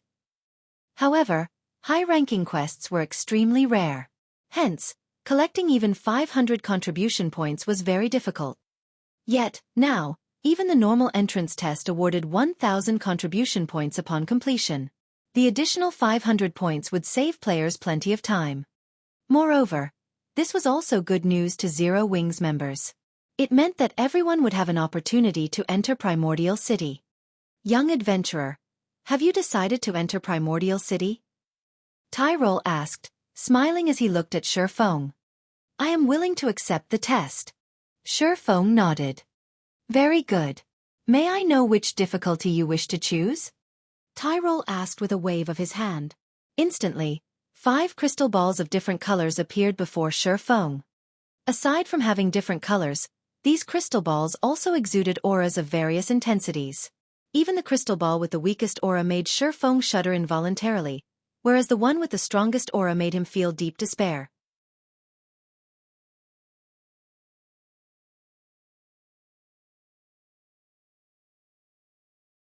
Chapter 1669. Shadow of Trial. What powerful auras! Xueqi tensed as he gazed at the 5 crystal balls hovering before him. It was obvious that these crystal balls represented the strength of the opponent he would face. These crystal balls' auras also provided a hint to help players make the best decision. However, even the weakest crystal ball radiated considerable pressure. It was evident that entering Primordial City wouldn't be as easy as he had expected. Xueqi wasn't the only player present who could sense the 5 crystal balls' auras. Aqua Rose and the others, who had just arrived outside of the magic array, could sense the intense energy from the crystal balls as well. Every crystal ball felt as if it contained some horrific creature. These crystals represent your opponent's strengths. You may choose the one that you think you can defeat, but please remember, you only have 3 chances, Tyrol reminded. 3 chances? After giving the matter some thought, Xueqi proceeded to choose the second strongest crystal ball. Lord Tyrol, I choose this one. Based on the aura of the God rank test, he knew that he had no chance of completing it. In fact, he wasn't even particularly confident of passing the Azura rank test, but since he had 3 chances, he might as well give it a try. If he could clear the Azura rank test, he could earn more contribution points before entering Primordial City, which would save him from having to pick up plenty of troublesome tasks. Azura rank? Tyrol could not help but shake his head as he looked at Xueqi. What a courageous young man you are. However, since you've made your decision, let the test begin. Saying so, Tyrol gestured with his left hand. Suddenly, the Azura-ranked crystal ball shattered, and the shards transformed into 3 clouds of mist. These clouds gradually took on humanoid shapes, and a moment later, 3 creatures, identical to Xueqi, manifested inside the magic array. Meanwhile, aside from their names, Shadow of Trial, the system revealed no information about them. 3. The corners of Xueqi's mouth twitched slightly. Although he could not see the Shadows of Trial's basic attributes, he clearly sensed that they were higher than his. Aqua Rose and the others, who watched from outside of the magic array, gasped when they saw the 3 Shadows of Trial. Each of the shadows felt like a great lord. No, to be more precise, the shadows' auras were stronger than any of the great lords they had faced. It would not be a stretch to call them grand lords. To pass the test, you simply need to land 10 hits on each of them. I must warn you, they know everything you know. Likewise, if they hit you 10 times, you will be eliminated, Tyrol said. After Tyrol explained the rules, the 3 Shadows of Trial revealed human-like sneers. Suddenly, they vanished, leaving afterimages as they charged at Xueqi. So fast. The watching crowd was shocked. The shadows had moved so quickly that all they had seen was faint afterimages. Moreover, unlike ordinary monsters, the Shadows of Trial commanded extremely high intellect. Their fighting style wouldn't be monotonous. Moreover, all 3 shadows coordinated perfectly, each striking at Xueqi from different directions. As soon as the shadows appeared around Xueqi, each launched a different attack. Illusory Shadow. Purgatory Pentaslash. Shadow Blade. The Shadows of Trial's attacks sealed off Xueqi's escape paths. To make matters worse, the illusory shadow attacks couldn't be blocked. Crap. Xueqi paled as he realized his situation. Not even he dared to receive all 3 skill attacks head-on. If he tried to, he would undoubtedly end up dead in the blink of an eye.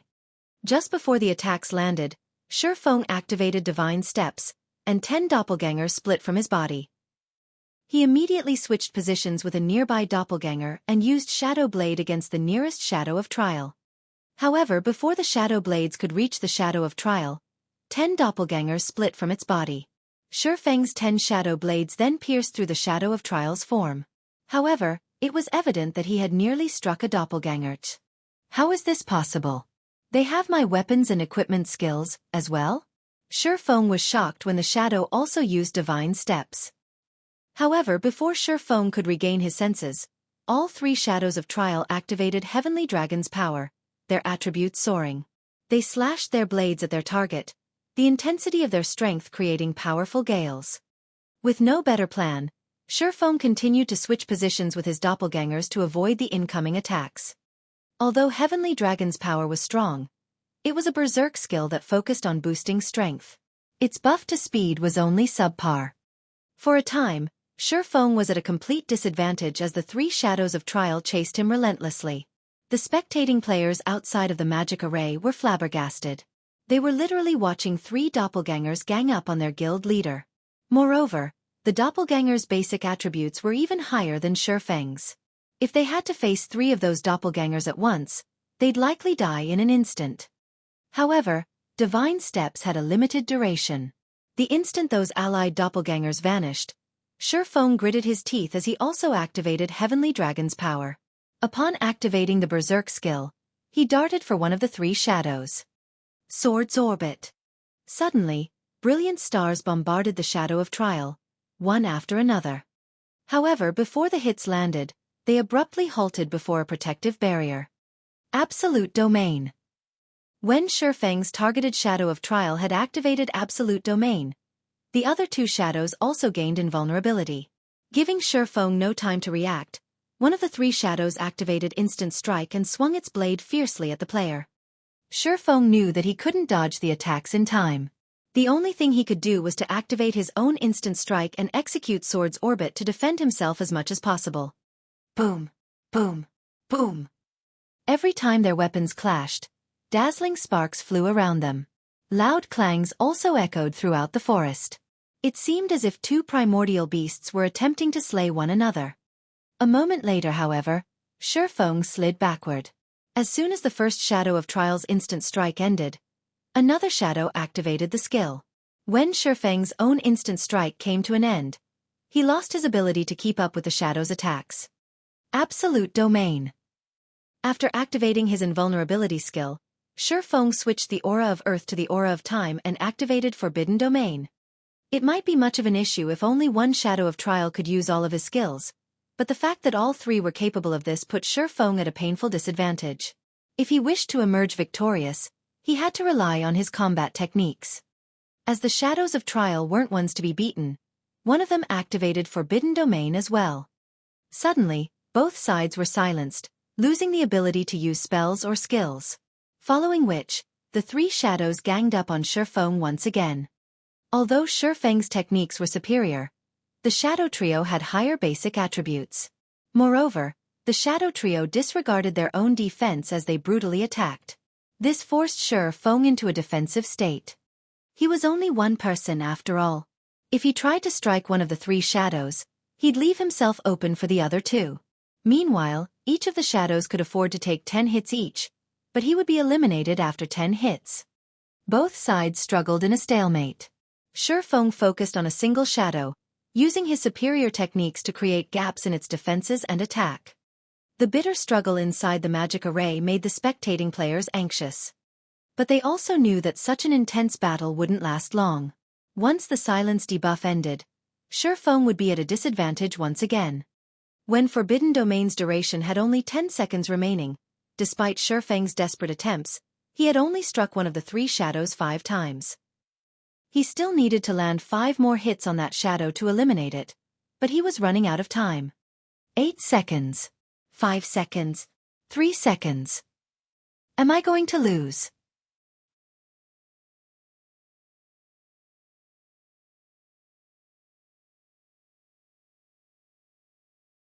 Chapter 1670. Ascension Realm. As the seconds ticked by, and Forbidden Domain near the end of its duration, Aqua Rose and the other Zero Wing members couldn't help their growing nerves as they watched from outside of the magic array. They had never thought that even the test to enter Primordial City would be so difficult. Aside from all else, once Xueqi and one of the shadows of Trial's forbidden domains ended, the other two shadows could still use the skill. At that time, Xueqi would have to face 3 shadows that could use skills while he could not. With the huge disparity in combat power, he would doubtlessly meet his end. Not only did the shadows of Trial have higher basic attributes, but their combat standards were also at the refinement realm. They executed every slash without any excess movement. When the 3 shadows cooperated, they could even make up for the weaknesses in each other's defenses and elevate their combat power further. I have no choice but to gamble everything on one attack. Xueqi also knew what outcome awaited him once his forbidden domain ended. With no other choice, he gritted his teeth and forced his way through the countless incoming attacks, swinging his blades at the shadow that had already taken 5 hits. Sword's orbit. If he could eliminate one shadow before forbidden domain ran out, he'd still have a chance at victory, albeit a small one. If he didn't do so, he would die the moment his skill's duration ended. However, as if they had predicted Xueqi's desperation, the 3 shadows smirked as they launched attacks, aiming for Xueqi's blind spots. Despite noticing the incoming attacks, Xueqi did not bother dodging. Instead, he continued to swing his swords at the shadow before him. 1 slash. 2 slashes. At this point, Xueqi traded blow for blow with the shadows. As a result, he was hit, again and again. 2 hits. 4 hits. 6 hits. Faster. I need to be faster. As Xueqi frantically brandished his weapons, he gained unprecedented focus. The only thing on his mind was landing a hit on the shadow of Trial before him. However, despite Xueqi's flurry of attacks, his target could still endure 2 more attacks. Xueqi was only 2 hits away from elimination, himself. Just as Xueqi's 2 swords were about to bite into the targeted shadow, the other 2 shadows, one behind and one to the left, simultaneously swung towards Xueqi's blind spots. It's over. Tyrol sighed faintly. The young man before him had just barely missed the mark. If Xueqi could have killed the shadow of Trial before forbidden domain ran out, he would have had a chance of passing the Azura ranked test. Is it over? Xueqi could sense the 2 shadows' long swords nearing his body, but he was powerless to do anything about the weapons. At most, he could take one of the shadows of Trial down with him. As the 2 long swords soared closer to Xueqi's back and abdomen, something about the situation felt incredibly familiar. Xueqi felt like this test was similar to the test Rhinebeck, one of the Sea God's Temple's Vice Knight commanders, had given him. Before the breakthrough he had achieved during that trial, he hadn't been able to withstand Rhinebeck's attacks no matter what he had done. He had only been able to watch as he had repeatedly been defeated. Rhinebeck. Xueqi's eyes shone with realization when he recalled his battle with Rhinebeck. Right. Combat method. My combat method. Suddenly, Xueqi put strength into his legs and made a spinning jump. Utilizing the rotational momentum, he swung Killing Ray at the shadow attacking his abdomen, the sacred sword moving with remarkable speed. Dang! A crisp clang echoed throughout the forest. In that critical moment, Xueqi had used Killing Ray to block the attack from the side while he used Abyssal Blade to slice at the targeted shadow's shoulder. He then utilized the force generated from blocking the attack at his side to push himself over 8 yards away from the nearest shadow. When his feet touched the ground again, he used a hand to stabilize himself, only coming to a halt after 2 more spins. He survived. Aqua Rose and the other Zero-Wing experts stared with wide eyes, utterly shocked. Xueqi had actually executed an incredible maneuver at the last second, narrowly avoiding mutual destruction. Tyrol revealed an odd look as he watched Xueqi. How is that possible? He has already reached the Ascension realm in the realms of truth. Existences that could set foot in the realms of truth's truth realm were exceedingly rare, with only a few throughout the kingdom. Meanwhile, experts who had reached the Ascension realm were even rare in Primordial City. One could not simply reach the Ascension realm by understanding the realm's philosophy. They would also need to temper themselves and gain the experience of countless life-or-death battles to execute the proper physical response. During Tyrol's brief moment of surprise, the 3 shadows of Trial resumed their assault on Xueqi. Like before, the 3 shadows surrounded Xueqi and attacked him from different angles. Although Xueqi had avoided certain death, he was still at a disadvantage. He had little more than a second before his forbidden domain ran out, and he had only blocked the attack aimed for his abdomen. The attack from behind had still found its mark. Now, he could only afford to receive one more hit before he was eliminated from the test. "Come," Xueqi said with a hint of excitement as he watched the three shadows. Suddenly, over 20 sword lights surrounded Xueqi, sealing off all escape paths. However, instead of using Sword's orbit to repel the attacks, Xueqi simply adjusted his footwork, turning as he executed 8 slashes, which wasn't much compared to his earlier efforts. Yet, something surprising happened again. Despite reaching his maximum attack speed, these slashes continued to accelerate. The three shadows of trial interlocked with their target before passing by Xueqi. The swordsman blocked every one of the incoming attacks. Die! As the shadows passed, Xueqi swung Killing Ray, slicing the neck of the shadow that had already received 9 hits. The shadow then vanished, leaving 2 remaining in the magic array. What just happened? Aqua Rose, Fire Dance, Shadow Sword, and the other Tier 2 experts from Zero Wing were stupefied. Not only had Xueqi blocked every incoming attack without using Sword's orbit, but he had also created a gap in the shadow's defenses and eliminated one of them. None of them could figure out how he had pulled it off. So, this is the realm above the truth realm that Rhinebeck had mentioned? Xueqi felt incredible as he turned towards the remaining shadows of trial. Rhinebeck had only informed Xueqi that he had just entered the truth realm. After undergoing Rhinebeck's test, he had learned that one shouldn't just focus on adapting to the changing battle physically. One could also adjust their perspective of the battle. In other words, aside from using his environment to his advantage, he could use his opponent's attacks as well. Unlike the realms of refinement, which focused on sharpening one's senses, the realms of truth focused on improving one's utilization of their body and the environment. Only, Xueqi had never realized that the realms of truth's principles could help increase his combat power by such a large margin, allowing him to overcome his enemy's attributes and overwhelm the three shadows of trial. However, Xueqi's forbidden domain had ended after he had killed the one shadow. Without hesitation, the 2 remaining shadows activated Blade Liberation before one activated Forbidden Domain. Twofold Berserk? Xueqi could not help but grin as he noticed the shadow's auras strengthen. Before the enemy's Forbidden Domain reached him, he activated Blade Liberation as well. Fortunately, his skill's cooldowns had reset when he had first entered the magic array. So, the Berserk skills he had exhausted during his battle with the 4th floor's Earth Dragon were ready for him. After activating Blade Liberation, Xueqi executed Void Steps and disappeared. Seeing this, one of the 2 shadows activated Skywheel Sword, while the other activated Lightning Edge, both of which were AoEs. However, neither of the shadow's attacks had forced Xueqi out of his concealment.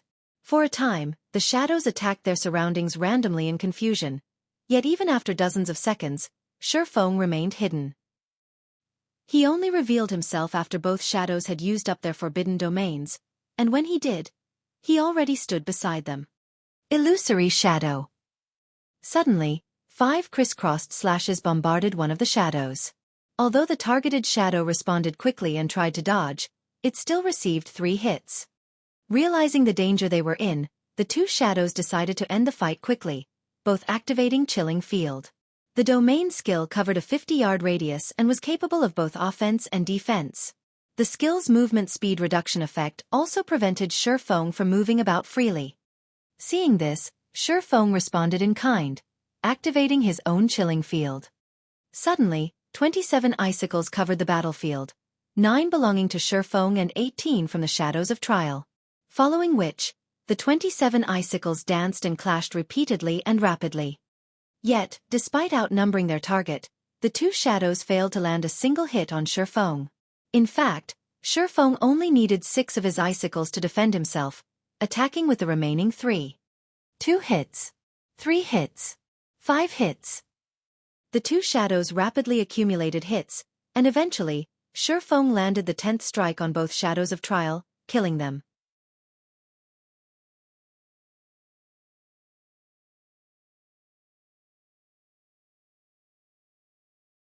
Chapter 1671. City Rookie. He won. Our guild leader is amazing. As the Zero Wing team watched the shadows of trial in the magic array gradually fade, they couldn't believe their eyes. The battle that had just occurred had overwhelmed them mentally. If they had been distracted for a split second, they would have missed the instant Xueqi and the shadows had clashed. Both sides' basic attributes were ridiculously high, and they could clash multiple times in the instant it took to blink. The several dozen White Tiger Dojo disciples that had joined the team on the 5th floor were utterly dumbfounded. They had witnessed many expert battles in the past and had even fought experts in the battle arena. But if they had to rank the experts they've seen thus far, the player before them would doubtlessly rank at the very top. It's finally over. Xueqi breathed a deep sigh of relief once the battle had ended. He hadn't expected the Azura rank test to be so difficult. If not for the epiphany regarding the realms of truth, which had allowed him greater use of his own body and everything around him, including his opponents, the shadows of trial would have defeated him. However, this experience had taught Xueqi one thing. Aside from improving in the realms of refinement, which focused on one's senses and physical control, it was very important that players climb the realms of truth. The realms of refinement were akin to the body. As one became physically stronger, they'd be able to exert more strength. However, the realms of truth were like a weapon. Although an individual could rely on physical strength to pose a threat, there was a limit to how much of a threat they'd become. But if that person were given a weapon to complement their strength, they could pose an even greater threat. Naturally, the better the weapon one wielded, the more power they could exhibit. This also why experts who had yet to reach the refinement realm were sometimes capable of defeating refinement realm experts with their combat techniques. Combat techniques made use of the realms of truth's principles. It seems that we'll need to increase everyone's familiarity with the realms of truth in the future, Xueqi thought to himself. There was a limit to how fast one could reach higher realms of refinement, and reaching higher realms of truth wouldn't conflict with a player's growth in the realms of refinement. In fact, the two realms would even complement each other, helping one improve their combat power far faster.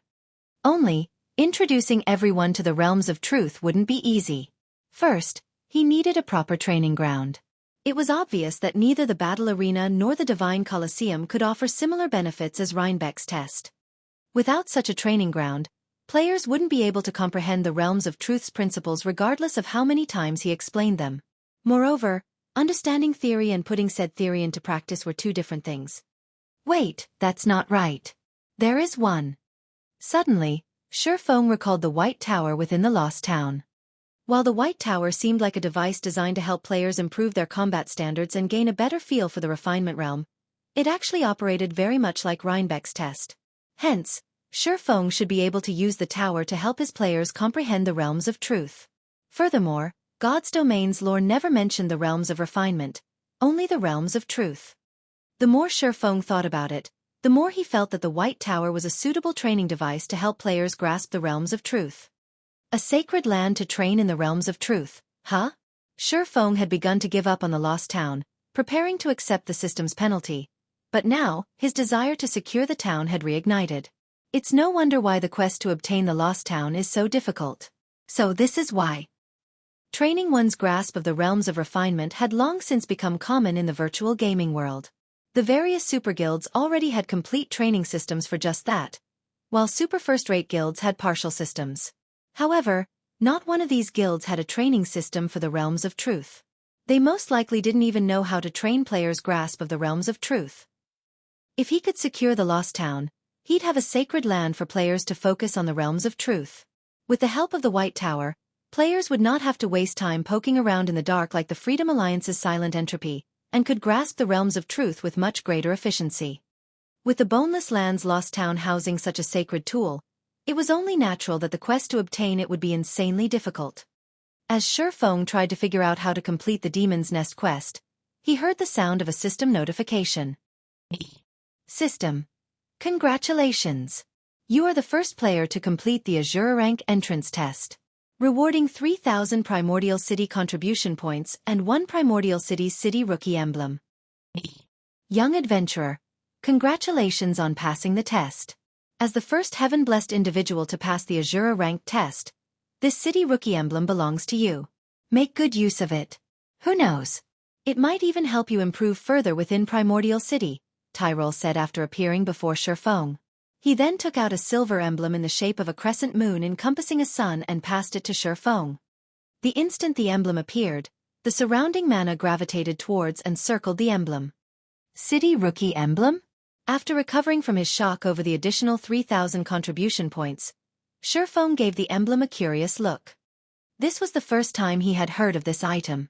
Based on Tyrole's tone when he had mentioned it, it should be extraordinary. Immediately, Xueqi tried to inspect the emblem's attribute panel. City Rookie Emblem, Dark Gold Rank. Primordial City's Emblem of Honor. When worn, user will enjoy the authority of a bronze adventurer in Primordial City. In addition, user may teleport to Primordial City from any location. Cooldown: 2 natural days, 96 hours.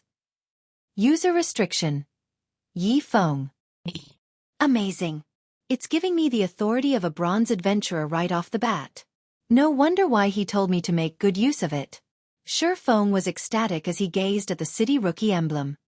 At this point, the term Bronze Adventurer was still foreign to God's Domain's players. This was because the title was unique to Primordial City. Bronze Adventurers in Primordial City were the equivalent of nobles in NPC cities. Only, as the ancient gods had specifically created Primordial City for adventurers, noble ranks didn't exist within its walls. Rather, special ranks were granted to adventurers based on their contributions to the city. The available ranks included Common Adventurer, Bronze Adventurer, Silver Adventurer, and Gold Adventurer.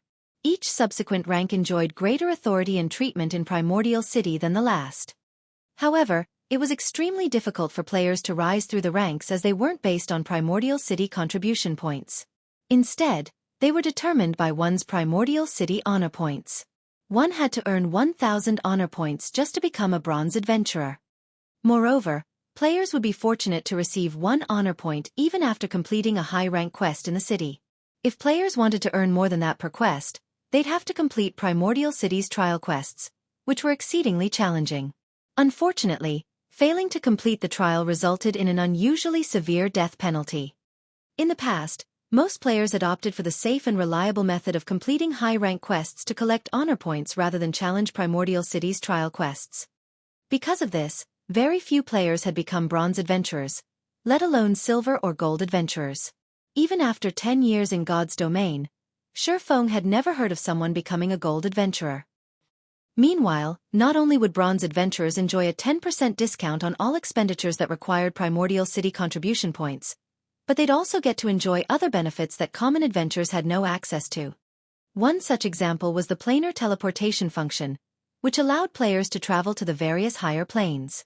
Not only were the higher planes monsters much stronger, but they also dropped far better loot. It was also possible to obtain unique resources.